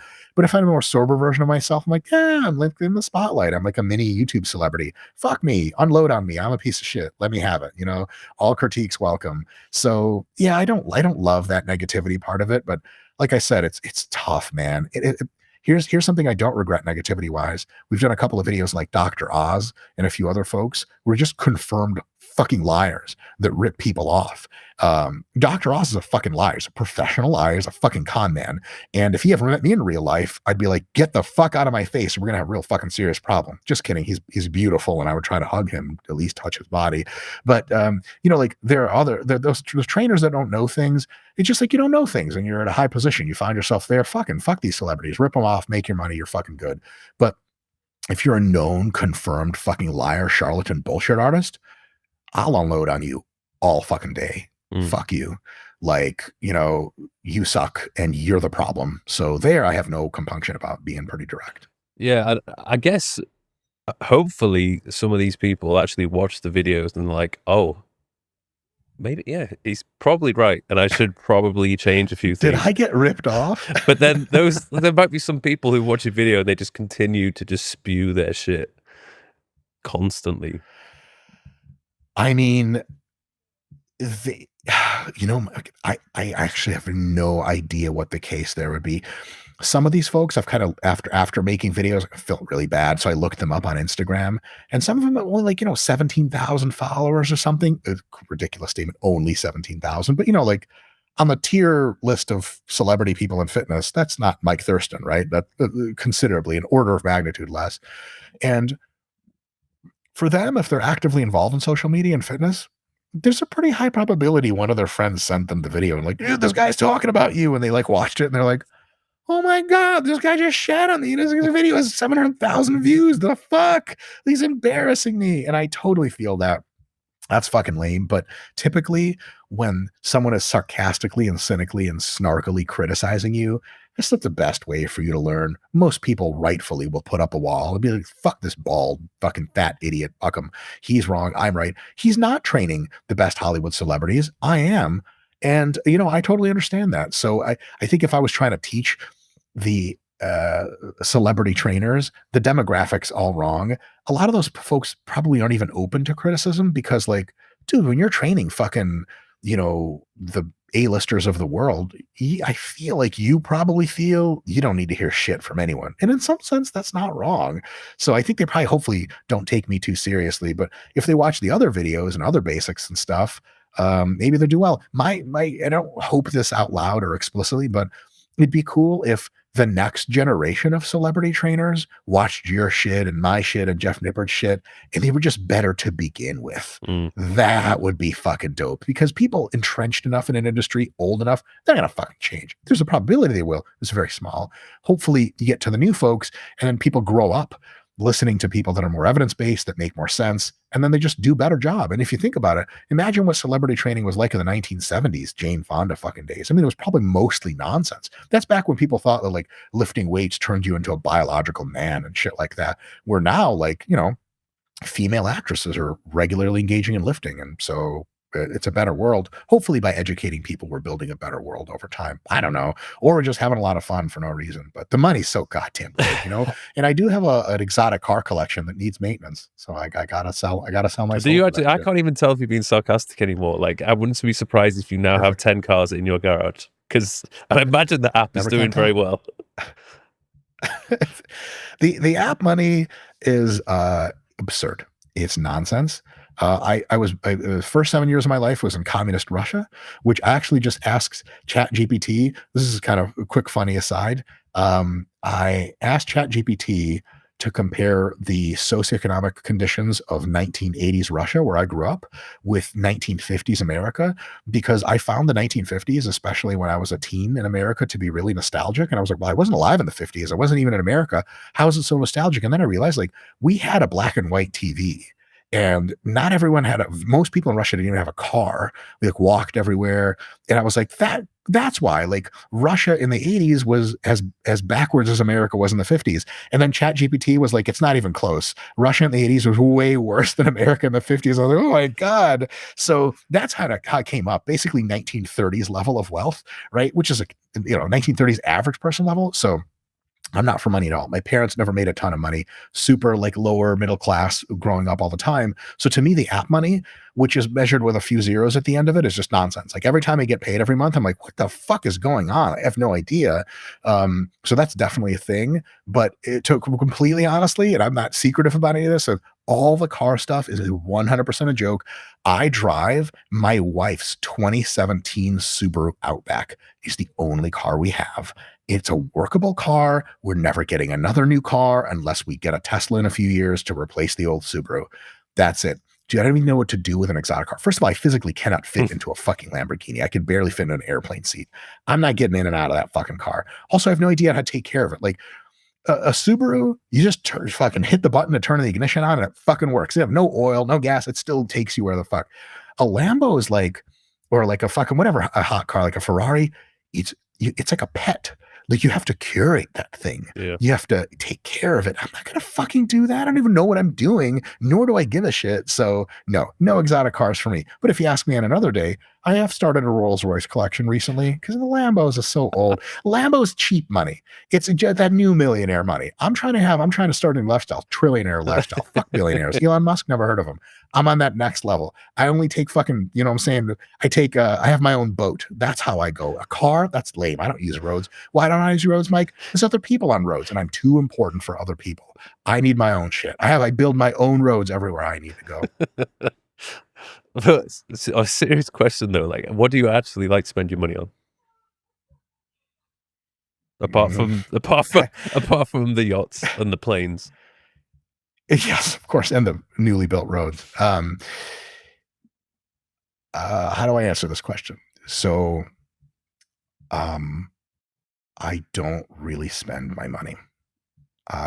Almost all of the money that I make goes into a combination of auto deposits into ETFs in the stock market and into real estate holdings. And I just never see it. I see the numbers, but then the numbers go away. And the money goes somewhere. And I didn't know this, but building wealth is like the most fucking stereotypically Jewish thing ever. I wasn't even aware of money. I wasn't very good at spending money when I was younger. When I started making a lot of money, I realized that I don't really like spending it and I love investing it. Like I love the idea of working super hard and then putting money into a vehicle and then the money makes more money for itself. It just to me is basically a magical process.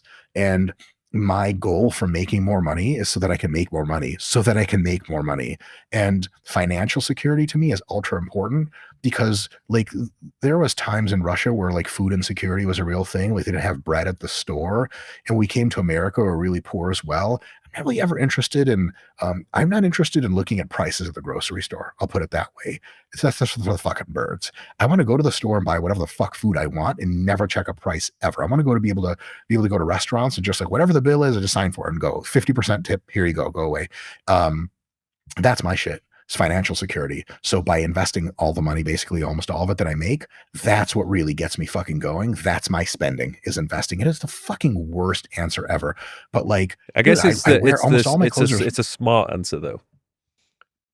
I guess, yeah, but I can't take credit for it as far as like, well, see, I've thought it through. Yeah, it's just it's an impulse, really. Like I just love the fact that you can put money away for a rainy day, and that there's never going to be a rainy day because if you have enough money. One thing my wife and I like to do for shits and giggles is we find out like celebrity fortunes or whatever because you can Google like net worth. What we do is we do the 4% rule, which is for folks not in the know.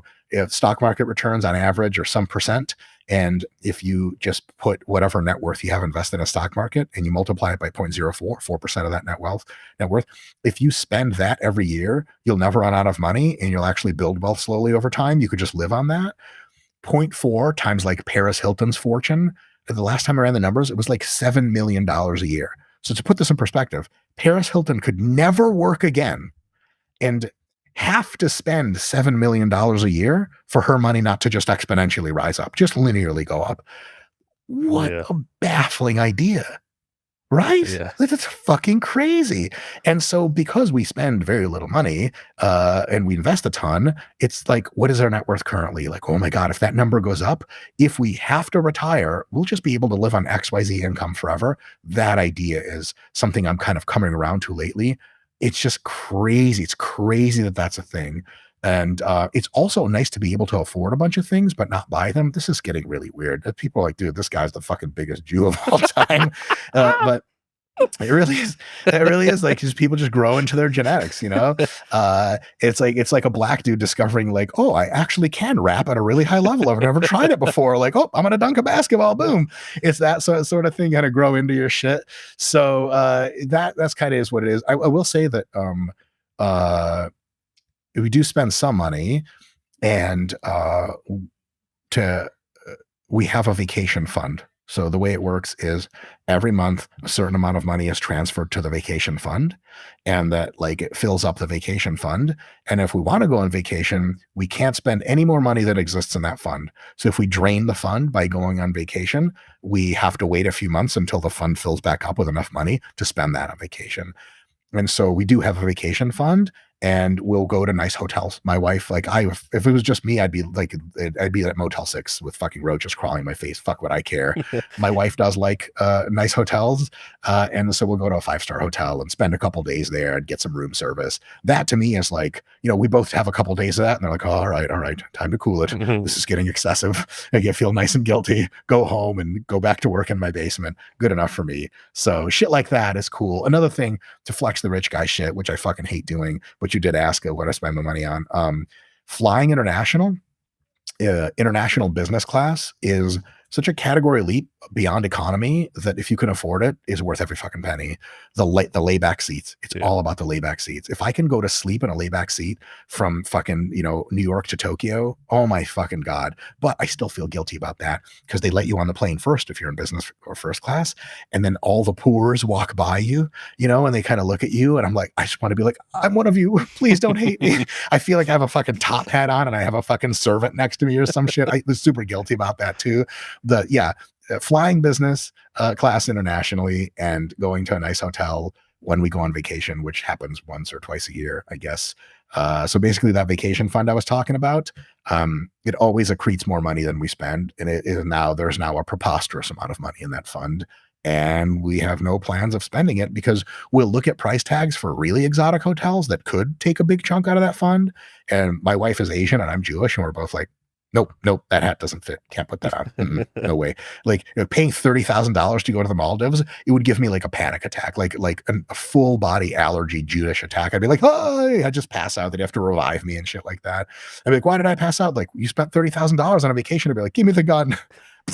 That's it. It's over. So I don't know. What do you spend your money on? You're living in Dubai. It's got to be something. I enjoy spending it on travel and experiences over materialistic things. Like I have pretty much everything I could possibly need. There's not really more I want. Like it just ends up adding up and weighing you down. And to be honest, the more possessions you have, the more of an annoyance they tend to be. So I really, at this point in my life anyway, I like to travel. When I travel, obviously I like to go at least business class because I'm a big guy and I like to lie down as well. And then when I stay in places, I like to stay in good places. That tends to be the biggest expenditure. It's nice. Yeah. You and I are very similar in that regard. It's so again, my wife got me into it. I would never have done it by myself, but I was like, honey, this is worth it. This is worth it. And also another thing, one way to kind of justify that is we work real hard for our money. We work all the goddamn time. Now, the reality is we're just workaholics, so we would do that anyway. But when you do have a chance to rest and go on vacation, that's not the time to penny pinch. Penny pinching is like, don't just buy a new car every fucking week. That is good practice. But something I actually learned from my parents is for their income level, when they took us on vacation when we were little, like I'd be like, hey dad, can I have an ice cream? And he'd be like, absolutely, we're on vacation. Like really relax and enjoy on vacation as long as you've budgeted for it. I think that's really important. So like if it takes a 5-star hotel and a daily visit to the spa to really get your woosah and really relax for a week before you go back to the grind, like Yeah, that shit pays off. I didn't used to understand why rich people went to like spas and Switzerland and shit and got all that face treatment shit. But the reality is, I think a lot of wealthy people really good at keeping it on and working and grinding, and they're really, really bad at relaxing. They need Yeah. all the help they can get. Yeah. My wife and I are absolutely in that boat. And as you get older, I think that problem gets worse. But luckily, you have more money, so you can spend it paying people to help you relax. I think what I've realized is the more time that you take off, it gets way harder to get back into the routine and in the good flow of things. Like if I was to just take complete break for weeks of doing podcasts, YouTube videos, everything else, I find it really hard to get back into the swing of things. So, I mean, I could take Oh, yeah. like a day or 2 days and I'm pretty good. I'm like ready to get back into it again. Yeah. And speaking of 100%, I definitely of the only thing that I feel like I want to buy that seems quite excessively expensive is an infrared sauna. Now, someone has showed me one. How much is one of those things? Well, the one I've been shown, it's like, I mean, we're talking, it's a pretty advanced one. It's like over $10,000. And I'm thinking, do I really need this in my life? But there seems to be this trend, and there's more of a thing about biohacking and all these, fancy new machines that can help with your health and your well-being and your longevity. And I'm thinking maybe this would be something that would make sense. It still seems extremely unnecessary, but maybe necessary. I don't know. Yeah. A big question. That's a great question there is this something you're going to use regularly and have a return on the investment? One of the big problems with buying physical things is they look cool to begin with. And you might use the thing 3 days a week for the first 2 weeks. And then one of your buddies comes over to your house and he's like, "You got an infrared sauna?" You're like, "Oh, yeah." I'm like, "When's the last time you got in there?" I'm like, "It's been months, man." He's like, "Why?" You're like, "I don't know. It's cool, but it's kind of over." I don't know. This is a statistic I've heard before. I believe it's true. Some of the most underused purchased items in the world is home fitness equipment. Like the average treadmill people buy for their home is used for 3 months and then never again. It becomes a coat hanger. That's a $3,000 fucking coat hanger. Holy shit. Mm. So a thing for big purchases, which of course scare the shit out of me, like you, is I think people, if you want something that's really nice and you want it and it costs a lot of money, if you're going to use it and you're going to love it and it's going to make sense to you, fuck yeah. Like people who are into like nice watches and shit like that, like if having a fucking $10,000 watch on your wrist, every time you look at it, you're like, I love this goddamn thing. Hey, it's worth it if you have the budget for it. But you just got to be wary of shit that like you want right now. You have to ask yourself the question of like weeks and months and years later, am I going to get out of this what I think I want? And if the answer is no, fuck man, maybe you shouldn't buy it. So I don't know. Maybe that's something you could ask yourself about the infrared sauna. Yeah. Is like, is this really an investment into my daily or weekly routine? Or is this some shit I kind of want? Have you used one before at other facilities? A couple times an infrared one. There's this really good. It's like a rejuvenation biohacking clinic, but it's just a little bit too far away for me to care about going. But I would like to use them, but I just can't be bothered to go there. Yeah. So I'm thinking if it is literally in my apartment, it just is there, and I would use it. I assume I would use it, but I don't know if I Yes. actually would. Maybe. Are you big into the biohacking stuff, or do you not care about it?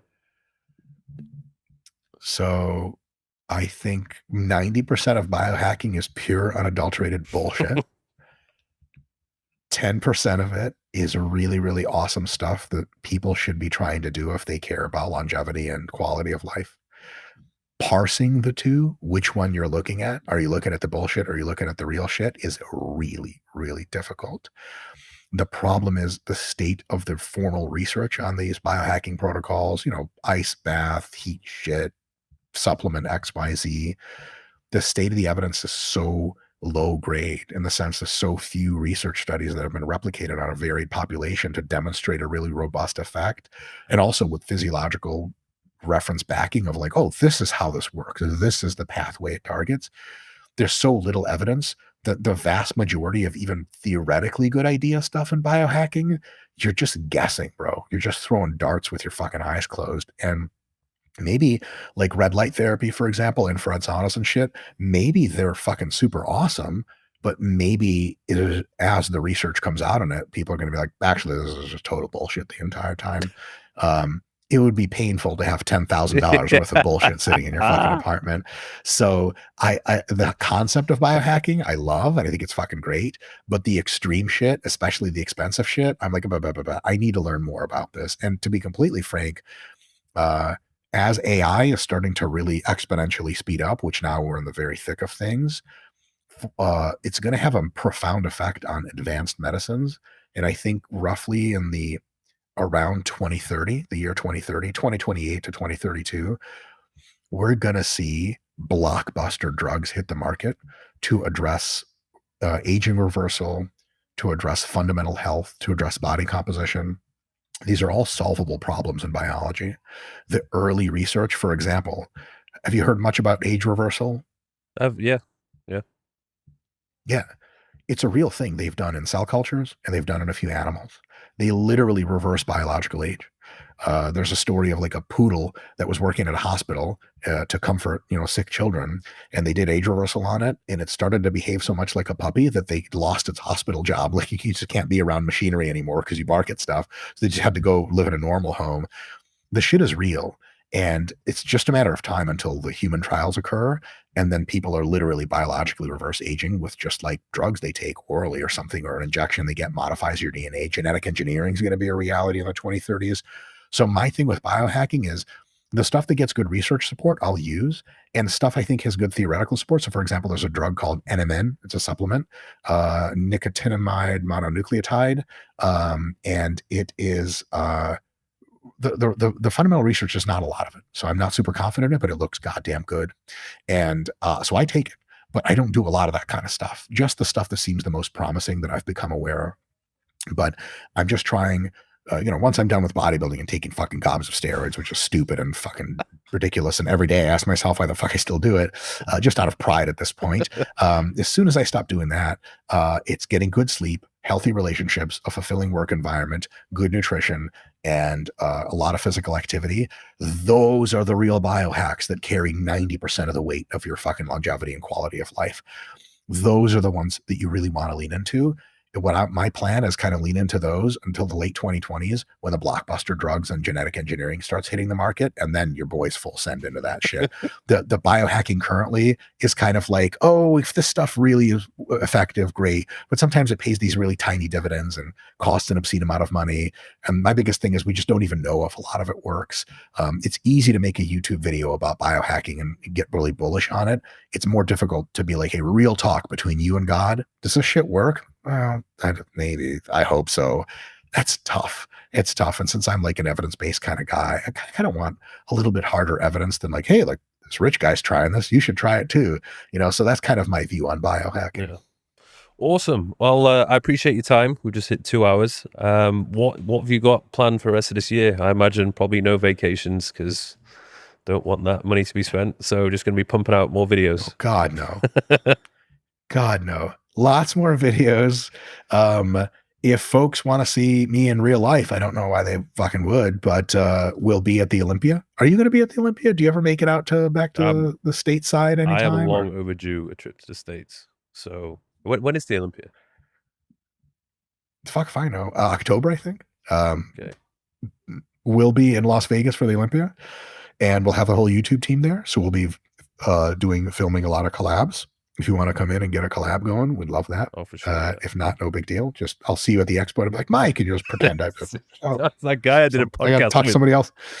I hate that guy. It's fucking annoying. So we're gonna be at the Olympia. We're gonna be at the VersaGrips booth, actually meeting people. So line up, and we do take the time to talk to everyone we ever meet. That's gonna be really fun.